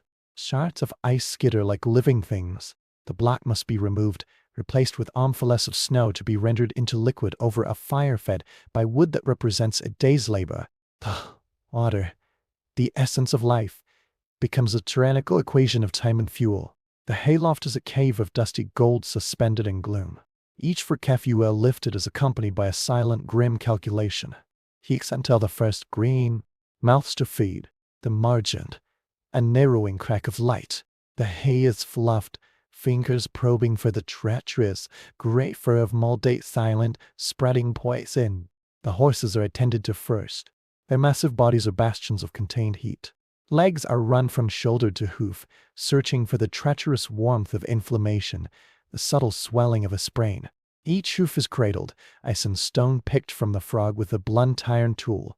This is sacred, essential work. Compromised hoof here is a slow, certain death sentence. The cows stand in monumental patience, their jaws working in a slow, side minus to minus side rhythm. Their udders are examined with a touch that knows the precise difference between healthy suppleness and the ominous, waxy hardness of frost's glain. The brindle to one, has a small cold patch. A rag, soaked in water warmed over the last coals, is applied with a tenderness that feels like a rebellion against the harshness. The goats are a bundle of anxious curiosity. They press close, the rectangular pupils reflecting slivers of lamplight. Their wool is a masterpiece of insulation and a potential coffin. Fingers comb through the dense undercoat, seeking the stiff, icy mats where moisture has been trapped and frozen. One is found on its belly. It is guided firmly to the center, into the radiant circle of warmth thrown by the larger beasts. The chickens are a daily, feathery defiance of probability. All angles and fluff, the garish cones absurdly vulnerable.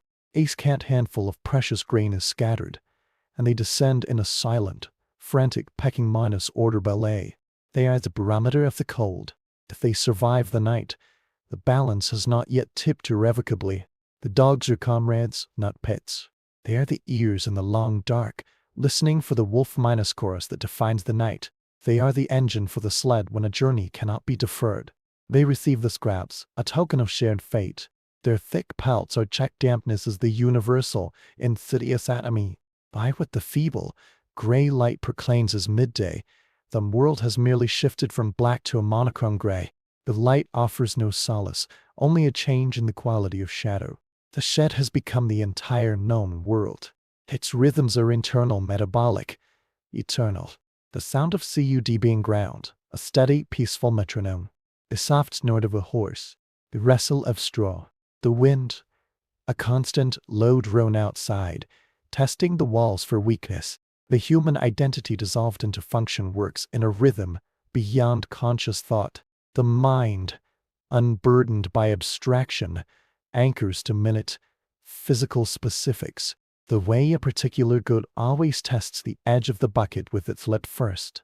The unique swirl of hairs on the old mare's forehead, the specific quality of quiet from the chicken corner when they are settled. This is the true unspoken education, a doctorate in attention conferred by 10,000 repetitions of quiet noticing. The afternoon is a paler carbon copy of the morning. Water, hay, the removal of waste. This last is a complex calculus of survival. The manure and wet straw piled will begin to decompose. Decomposition generates heat, a faint bacterial warmth. To remove it is to throw away a fraction of a precious degree. To retain it is to risk disease and foul the shared air. It is a balance struck by instinct and experience. What is taken out is not discarded. It is banged against the shed's windward wall, where it will freeze into a secondary odiferous bulwark. Nothing serves only one purpose. Everything's part of an unending cycle of transformation. Waste is a philosophical concept for gentler climates. As the gray light begins its slow surrender, a new tension wire tightens the air. The animals are the first to sense it.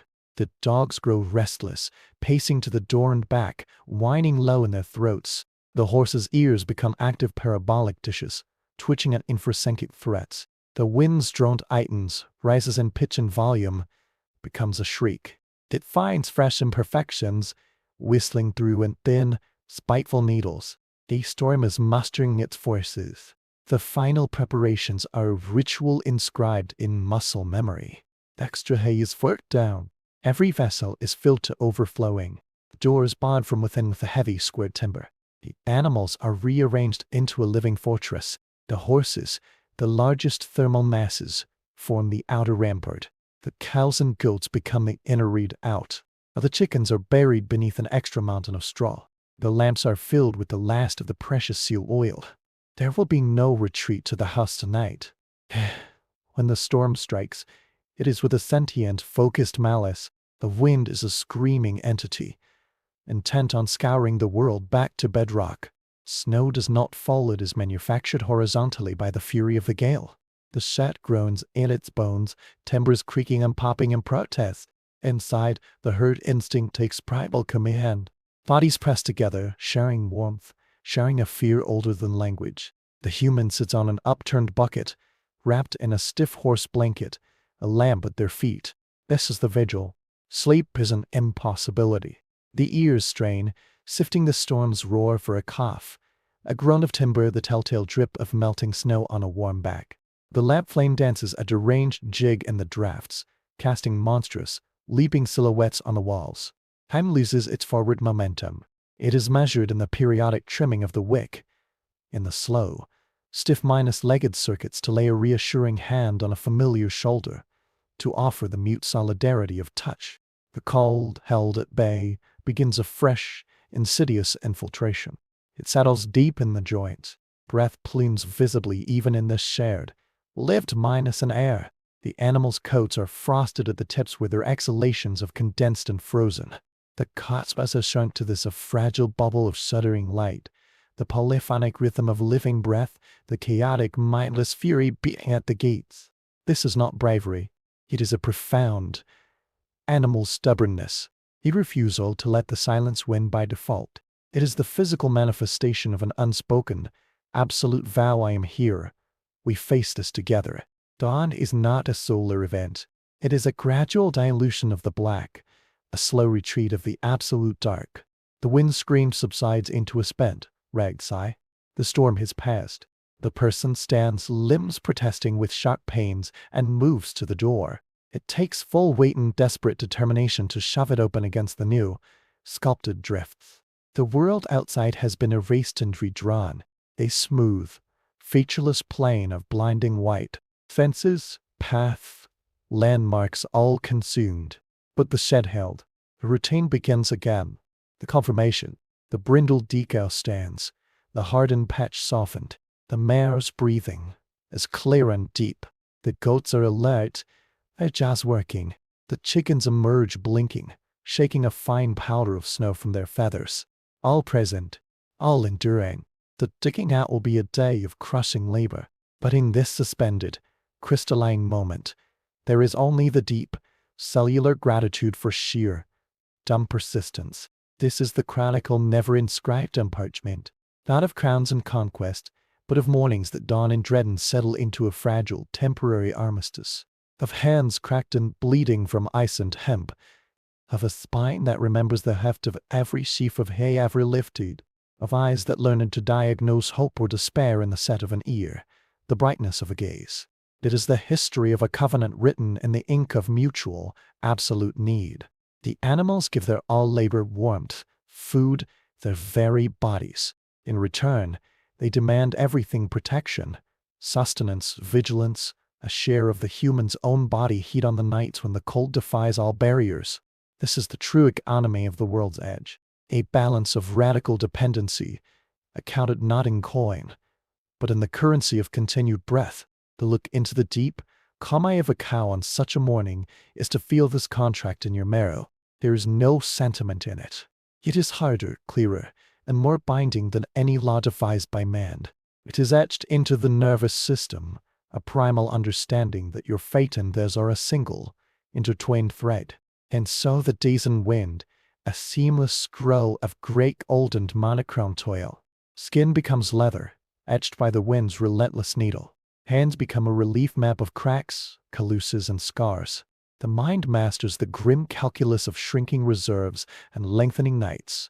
It learns to read the sky for the storm's secrets intact, to interpret the restless circling of the dogs as the most accurate of barometers.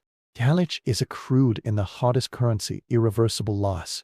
A lamb dead from a hidden draft teaches where to stuff moss with new, desperate urgency. May saw that a pharaoh's strong piglets on a diet of kitchen scraps becomes a living testament to adaptive ingenuity. This knowledge is not archived in libraries. It is carried in the muscles, in the automatic glance toward the water level, in the touch that assesses condition without a conscious thought passing through the mind. It passes down not through lectures or texts, but through shared silence in the pre-minus dawn dark, through the simple act of a small hand being wrapped around a brush and guided toward a horse's mud-minus-caked flank, through the quiet, steam-minus punctuated explanation of why this knot in the wood, and not that one, is the one that matters. This is the true inheritance. Not a deed to land, but this deep, somatic literacy of life in the grasp of the cold. The narrative of A graph in A is not an exception, but a perfect crystallization. She was not born with supernatural gifts. She was born with the rare capacity for absolute, unwavering focus. In a world that largely viewed animals as units of production, she perceived them as distinct persons of fur and feather, each with its own character, its own limits, its own fierce will to live. Rich childhood was a prolonged immersion in the non-human. She noticed what was routinely, necessarily overlooked by others. That the old ox had a specific, favored spot for resting, aligned with the sun's path. That the speckled hen was the first to sense a hawk's shadow, even in winter. That the bees, in their strom-inus-wrapped hive, hummed at a different, anxious pitch before a hard freeze. She began with the rejected, the seemingly doomed, the runt piglet pushed aside, the lamb born too weak to stand. She refused the consensus of inevitable life. She would fashion a nest of rags in a basket by the stove, feed the creature drop by painstaking drop with a feather or a twisted rag. It was an illogical, uneconomical expenditure of scarce resources, but often, against all odds, it lived, and in that stubborn, claimed life, she learned the foundational truth.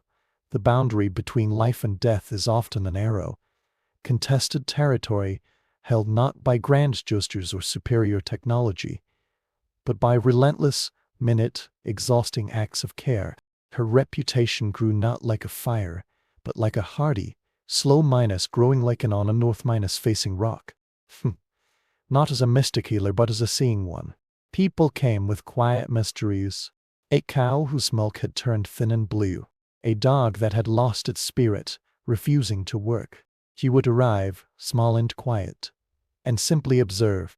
She watched the animal move through its space, its relationship to light, to shadow, to its herd minus mates. She listened to the quality of its silence, its breathing. She placed her hands upon it, her touch so light it seemed she was reading its energy, its distress, its story, and the texture of its height and the pulse beneath. Her diagnoses were often disarmingly, frustratingly simple to those expecting magic. A pebble lodged in a tooth, causing pain that led to refusal of feed. A subtle, persistent draft from a poorly sea, a chinked log, sapping strength night after night. A barely noticeable mold on the underside of a feed bin, a slow poison. Her solutions were equally direct, but they were precise. They addressed the root cause, not the symptom. Her genius was one of synthesis and adaptation, wanted from the star over why. The old believers in their isolated settlements, with their ritual patience and deep, cyclical understanding of time. She learned from the fleeting, wary encounters with even key-reined ear herders, for whom the vast taiga was not a wilderness to be conquered, but a home to be navigated with profound respect. From them, she absorbed principles, not just prescriptions. The principle of mobility as a source of warmth. The principle of social order as a thermal strategy. The principle of reading the coming weather in the flight patterns of jackdaws. She adopted the Saka practice of the warming stone, divesting it of specific ritual and applying it as pure, practical thermodynamics. A newborn foal, its core temperature plummeting in a sudden drop, could be pulled back from the edge not by incantation, but by the careful, sustained application of radiant heat from stones warmed in the hearth. He experimented with a quiet, relentless curiosity. He built a small, separately minused from scrap, wooden tested different insulating materials, dry moss, bracken, wool scraps, even loose, dry earth. He mixed meager grain rations with rendered bare fat, traded at great cost from tongueless hunters, noting with a sharp eye which animals maintained their body condition and which faltered. She became a pragmatic, field-based scientist of survival, had laboratory the barnyard and the stable, had data written in the health or decline of herd charges, had published results the continued breathing of her animals through another winter. The great freeze was her crucible, her ultimate examination. That winter shattered all known patterns, all precedent handed down through stories. Birds vanished south in late summer, a silent, panicked exodus that left the forests surely quiet. Snow fell in heavy, wet waves in early September, burying the unharvested grain and ruining to -3 of the hay where it lay in the fields. By November, the cold had achieved a new, almost planetary quality. A cold that spoke not of winter, but of the vacuum between stars that made the air itself painful to breathe, and trees exploded with sounds like distant artillery, their sap freezing and expanding. In this apocalypse of ice, a graphene accumulated. Synthesized understanding became a communal library, its doors thrown open to all. She moved through the settlement and its outlying farms, a small bundled figure against the infinite, blinding weight. She did not wait for a summons, for a promise of payment. She visited barns and stables, her gaze missing nothing, her mind working through the variables of wind, moisture, animal placement, and feed. She showed a despairing blacksmith how to craft a simple, curved metal shield to reflect and concentrate the meager heat from a tiny, inefficient stove back into the heart of the animal area. She taught a young mother, her own children gaunt, how to prepare a healing poultice of warmed clay, crushed juniper berries, and goose fat for a horse's swollen, strained tendon. He helped an elderly couple, their hands shaking with age and cold, dig a shallow, smoke-minus trench under the packed mine, earth floor of their goat shed, where a slow, smoldering fire of damp peat and dung could burn for days without open flame, radiating a gentle, constant warmth upwards. Her advice was never delivered as instruction from on high. It was offered as shared perception, as a question that led the observer to their own answer. Look where the old dog chooses to sleep is the warmest spot in the barn, away from that hidden draft. See the pattern of frost on the inside of that wall? It is a map. The wind drives through there between the third and fourth log. She taught people to see their own environments with new, critical, hopeful eyes, and in doing so, she gave them the most precious gift in a time of chaos, a thread of agency. The legend of the coffin the blizzard endures because it is her entire philosophy made flesh and breath and desperate love. When the storm descended like the end of all things, she was in her own barn as always. The wind was not whether it was a living, screaming entity intent on dismantling creation. In that screaming maelstrom, one creature, the newest, smallest calf, began to fade, its breathing shallowed to a whisper. Its eyes lost their focus, turning inward. The rational, economic, survivalist choice was clear surrender. Conserve your own warmth, your energy, your resources for those with a statistically higher chance of survival. Akrafin A did not make the rational choice.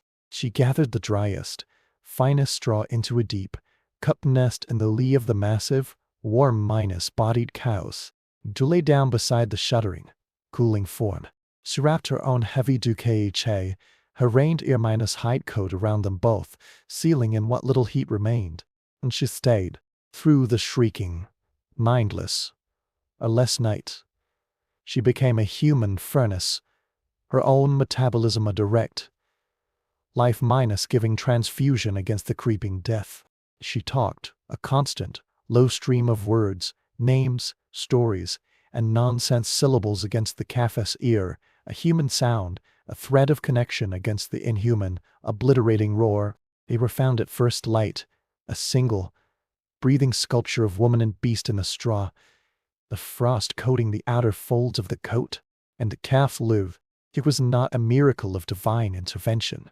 It was a victory of physics, physiology, and relentless, embodied compassion. It was the ultimate, unarguable testament, the decision to stand between one fragile, flickering life and the absolute, indifferent cold, and to defend that valuation with every ounce of will and warmth in one's own body. That act, more than any saved herd or distributed technique, became the core of her legacy. It demonstrated that survival, at its most fundamental level, was not merely a matter of superior method or resource, but of moral choice, of the decision to value a life, and to defend that valuation with your own substance. After that winter, her influence spread not like a rumor, but like a slow, deep, underground current. People traveled from distant river valleys, from settlements over the hills, to seek her counsel. She taught them all openly without reservation. But her true students were those who lived alongside her, day after day, who absorbed not just her techniques, but the rhythm and quality of her attention, her way of being in the world. She taught them that the barn was not a storage facility or a factory floor, but a managed ecosystem, a tiny, interdependent biosphere whose health determined their own. Every element was consequential, connected. The heightened design of a feed rack could minimize waste and prevent bullying. The orientation of a sleeping animal, which way it faced, could significantly affect its radiative heat loss on a still night. The type of clay used for chinking, its porosity, could determine indoor humidity levels and the risk of respiratory illness. She taught them to think in systems, in energy flows, in networks of mutual support that included humans, animals, and even the microorganisms in the composting manure pile. He grew old in that landscape of snow and silent, daily courage. Her hands grew gnarled, but their touch remained sure.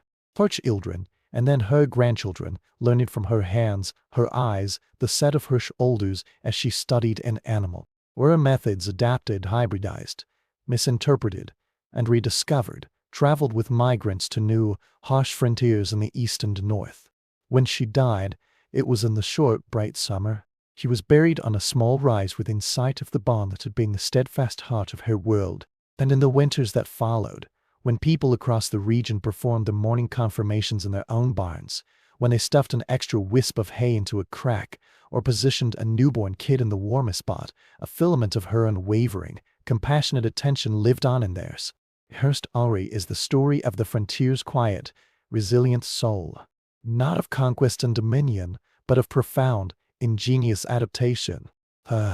Not of man's triumph over nature, but of a heart minus one, respectful and necessary truce with its most extreme and formidable expression.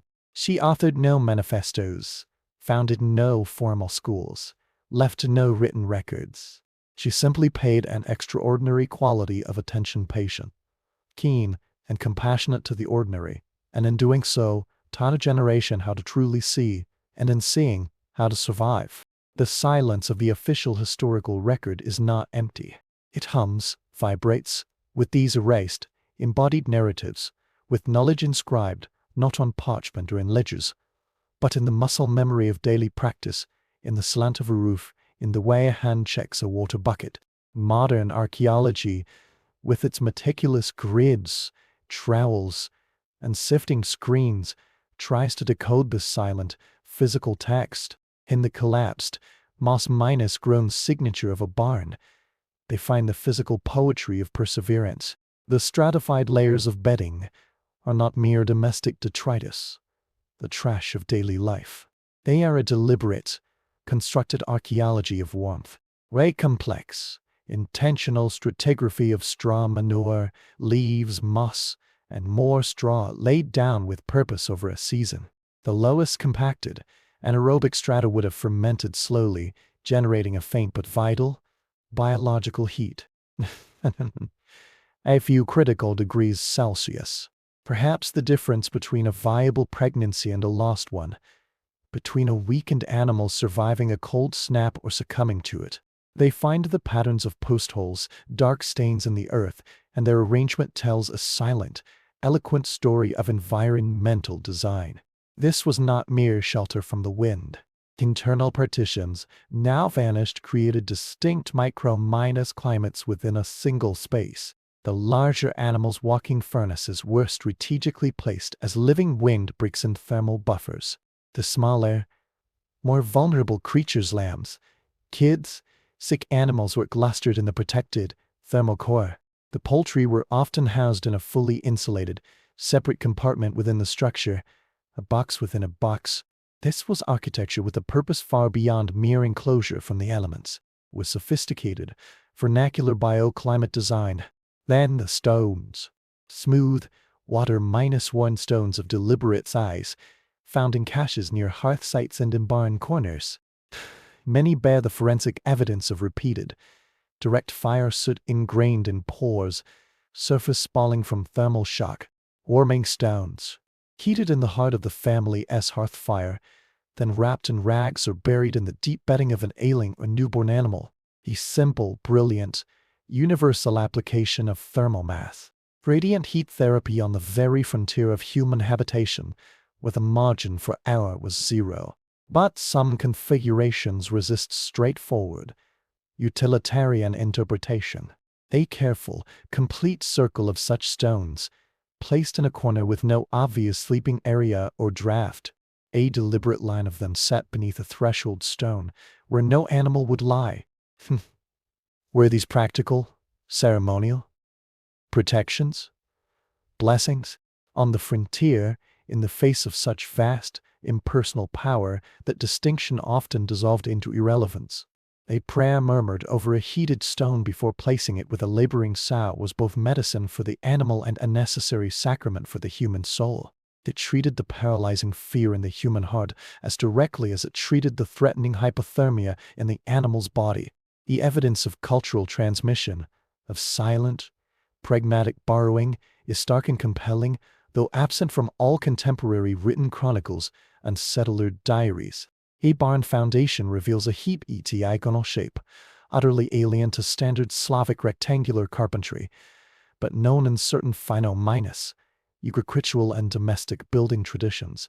The use of a double minus-layer wall with a captured air gap, filled not with moss but with dry, blown birch leaves, a superb, readily available insulator mirrors techniques used by Baltic peoples far to the west. Soil chemistry samples from a long-minus vanished feed trough reveal traces of dried, powdered whitefish and certain alkaline earths, like crushed limestone. not traditional Russian supplements, but minerals known by indigenous Arctic and subarctic peoples to aid digestion and maintain calcium balance in animals during long periods without fresh forage. The settlers did not write. We learned this from the Karelian rapper, or the Sami woman showed us this. They simply used what worked, what kept the animals alive. Survival was a higher, more urgent priority than cultural purity or the pride of invention. The artifacts, when found, are humble, worn smooth to a personal sheen by relentless use. A worn wooden shovel, its edge rounded from years of scraping stone minus hard frozen manure. The birch minus bark container, it seems waterproof with spruce gum, likely used for storing precious salt or medicinal herbs. H. Ald's mitten, felted from coarse goat hair, lost in the straw and preserved for centuries by the very cold that defined its existence. This last object is perhaps the most quietly eloquent of all.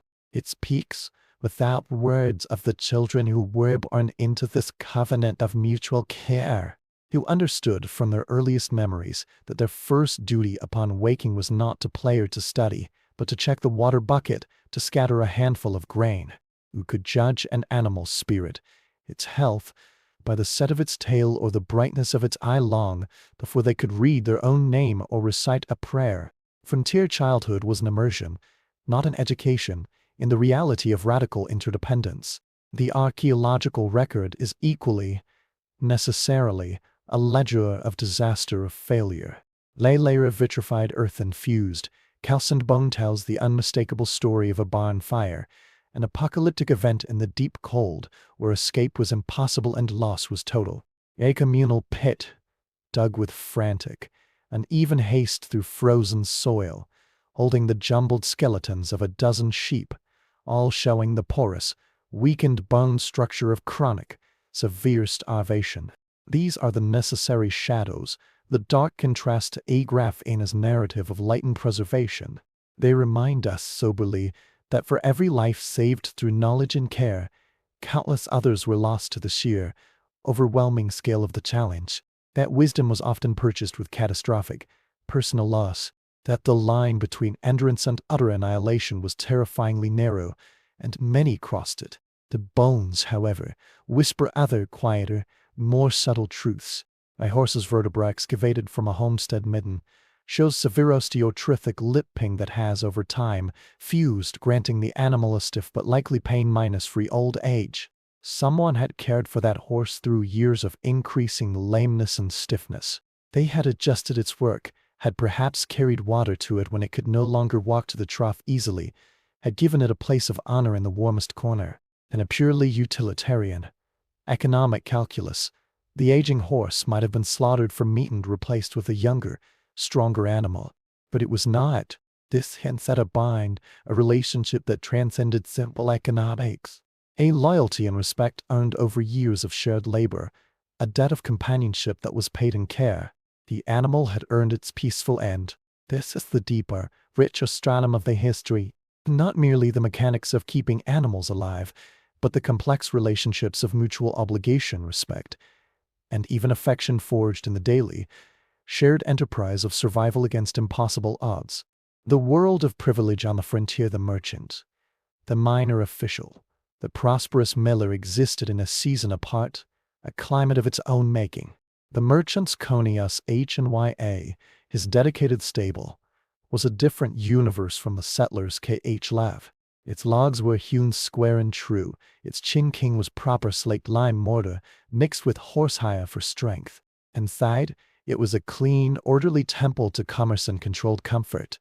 The floor was of thick, tightly fitted pine planks, raised on stone footings above the ever-frozen earth. Along one wall, a system of brick flues and iron pipes ran from a compact, efficient German or Swedish-style stove, a primitive but effective radiant heating system, providing a dry, even background warmth that kept the space above freezing at all times. The horses here were not mere beasts of burden. They were engines of capital, the vital sinews of trade and communication. They were the merchant's mobile connection to the lucrative arteries of commerce in the distant cities of Tobolsk, Irkutsk, and beyond. Their care was not left to the exhausted, divided attention of a farming family, but was the sole responsibility of a hired Koni Yuikaich, a professional stable man whose entire winter was dedicated solely to their well-being, a specialist in a world of generalists. The feed was not rationed, where he minus scraped hay. It was precisely calibrated, measured mixtures of oats, crushed peas, and dried lucerne, imported at significant cost from more southern regions. Supplements of barley, malt, and linseed oil were added not just for calories, but to maintain coat gloss, hoof strength, and overall vitality. Water was drawn from a deep, spring minus fed, sheltered well and was always offered tepid, never ice minus cold, to encourage drinking. Grooming was a meticulous, twice minus daily ritual performed with English brass brushes and polished metal curry combs. The horses stood, sleek and composed in their separate, clean stalls, their breath misting an air that was merely fresh and cool, not lethally cold. Their winter was one of managed equilibrium and maintained readiness. Yet, even here, in this bastion of wealth, the cold remained a palpable, respected adversary. The efficient stove was a glutton for expensive, seasoned hardware. Disease, in the warm, close, dust-filled air of the stable, could become a terrifying conflagration, spreading with horrifying speed. A wealthy merchant could watch a significant portion of his liquid capital, his horse flesh, succumb to a virulent strangles or influenza in a matter of days, despite all his precautions. In the psychological distance, the experiential chasm, was a vast, largely uncrossable step. The merchant felt anxiety, of course a sharp, financial anxiety, but it was the anxiety of an investor watching a risky asset. Loss was tallied in ledger books, in columns of debits and assets, not in the slow, chilling crumbling of a family's entire future, not in the hollow eyes of hungry children. He did not lie awake at night on a straw pallet, listening for the particular, wet, rattling cough of a favorite milk cow, his own stomach tight with a fear that had nothing to do with money. He did not know, could not know, which goat was the mischievous leader, which old mare would lift gently at his sleeve for a crust of black bread. His relationship was with the steward, with the account books, with the abstract concept of the team, not with the individual living, breathing beings who made up that team. This profound distance defined the social geography, the hidden fault lines of the settlement. Sight of the merchant's gleaming, well-fed troika speeding through the deep snow on a rare, sunny, brutally cold day could inspire admiration, envy, or a corrosive, burning resentment, depending on the viewer's own precarious circumstances. In a desperate, crushing winter, when common burns grew silent and hollow, the obvious, robust health and sleek coats of the animals in the merchant's stable felt, to some, less like a testament to good management, more like a quiet, continual moral indictment.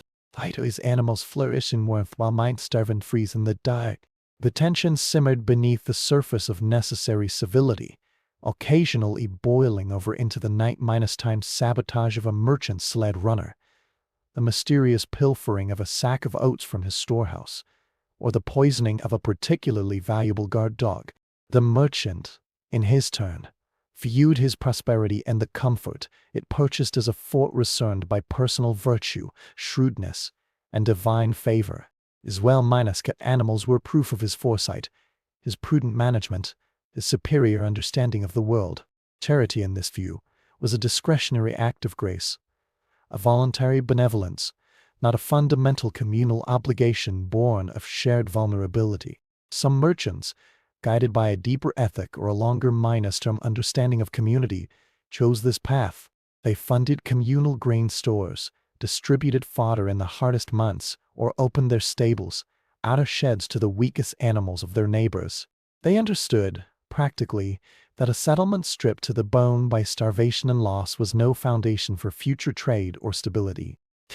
Others, however, bolted their storehouse doors with greater determination, hired extra guards, and viewed the suffering around them through a lens of social Darwinism, convinced that scarcity was a divine test of individual merit and that assistance only rewarded failure and sloth.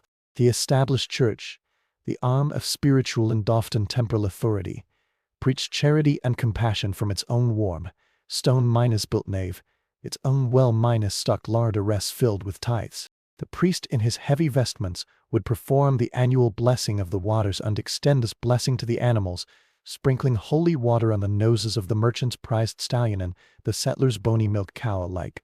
For a suspended, fragrant moment, in the cloud of incense and the sonorous drone of Old Church Slavonic, the beasts of the rich and the poor stood together, droplets of freezing holy water beating on their winter coats, equal before God and the holy mystery. The moment passed. The incense dissipated. The merchant returned to his climate-managed stable, to accounts and plans. The settler returned to the grim, silent arithmetic of the hayloft, to the chill that would not lift, to the fear that was a constant companion. This layered inequality, economic, experiential, psychological, was the human landscape upon which the natural drama of survival was staged. It added a profound, complex social chill to the already unbearable physical cold.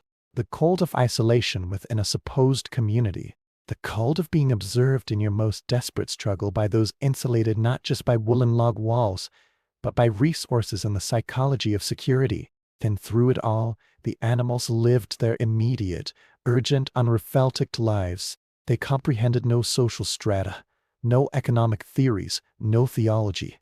They knew only comfort or distress, satiety, or the gnawing emptiness of hunger, the secure, shared warmth of the herd or the isolated, biting kiss of the wind on a wet flank.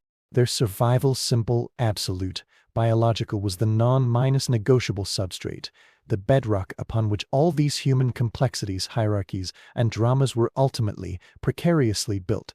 A horse could not pull a merchant's sleigh full of goods if it was dead.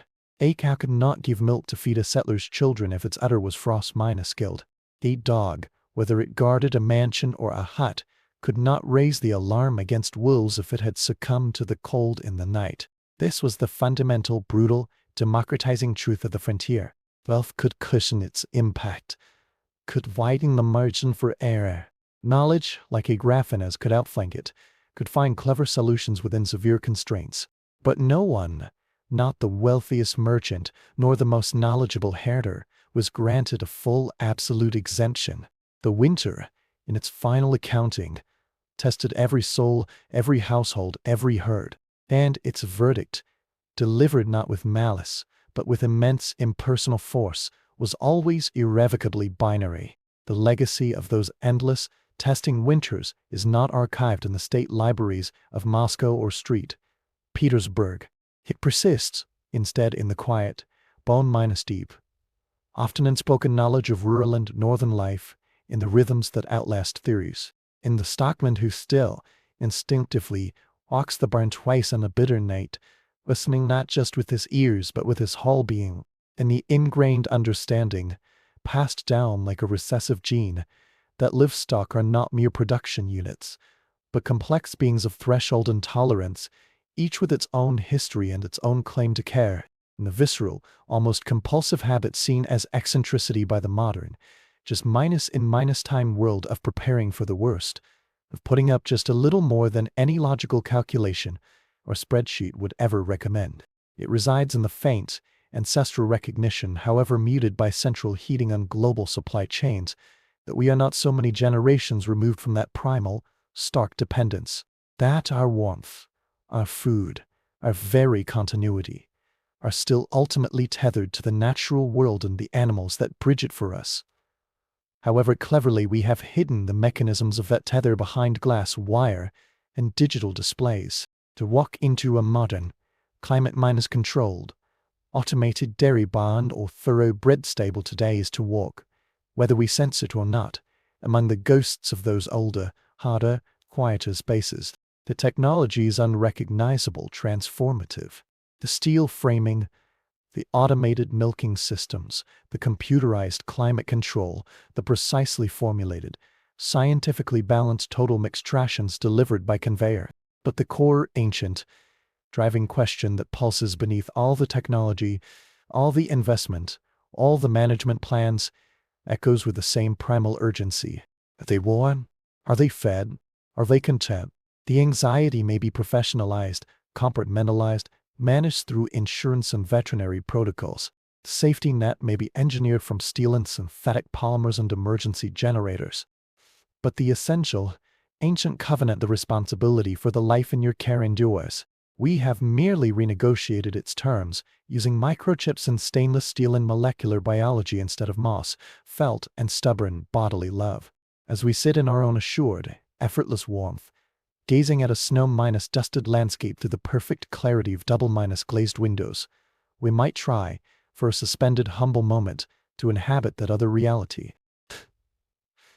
Not as a pastoral romance or a simplistic tale of hardy pioneers, but as a somatic, gritty, and varnished truth, to feel the deep, persistent ache in the hands from breaking ice, hour after hour, to know the constant, low-grade dread coiling like a cold snake in the gut each time you approach the barn door in the pre-dawn black, to feel the profound, cellular exhaustion at the end of a day where the cold was a third presence in every task, sapping strength, slowing thought, demanding constant vigilance.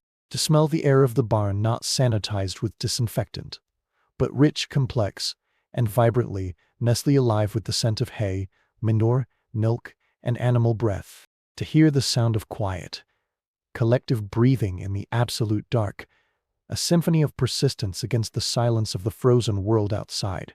And to feel viscerally, each and every morning, the resistance of that heavy, frozen door as you shoulder it open. That heart stopping, breath held moment of profound vulnerability before the eyes adjust, before the life senses begins. That moment contains the entire, unspoken epic. It holds the hope, the fear, the unshook able duty, the fragile, fierce affection, the sheer unbending will to see the dawn illuminate another day of shared, precarious, cherished existence.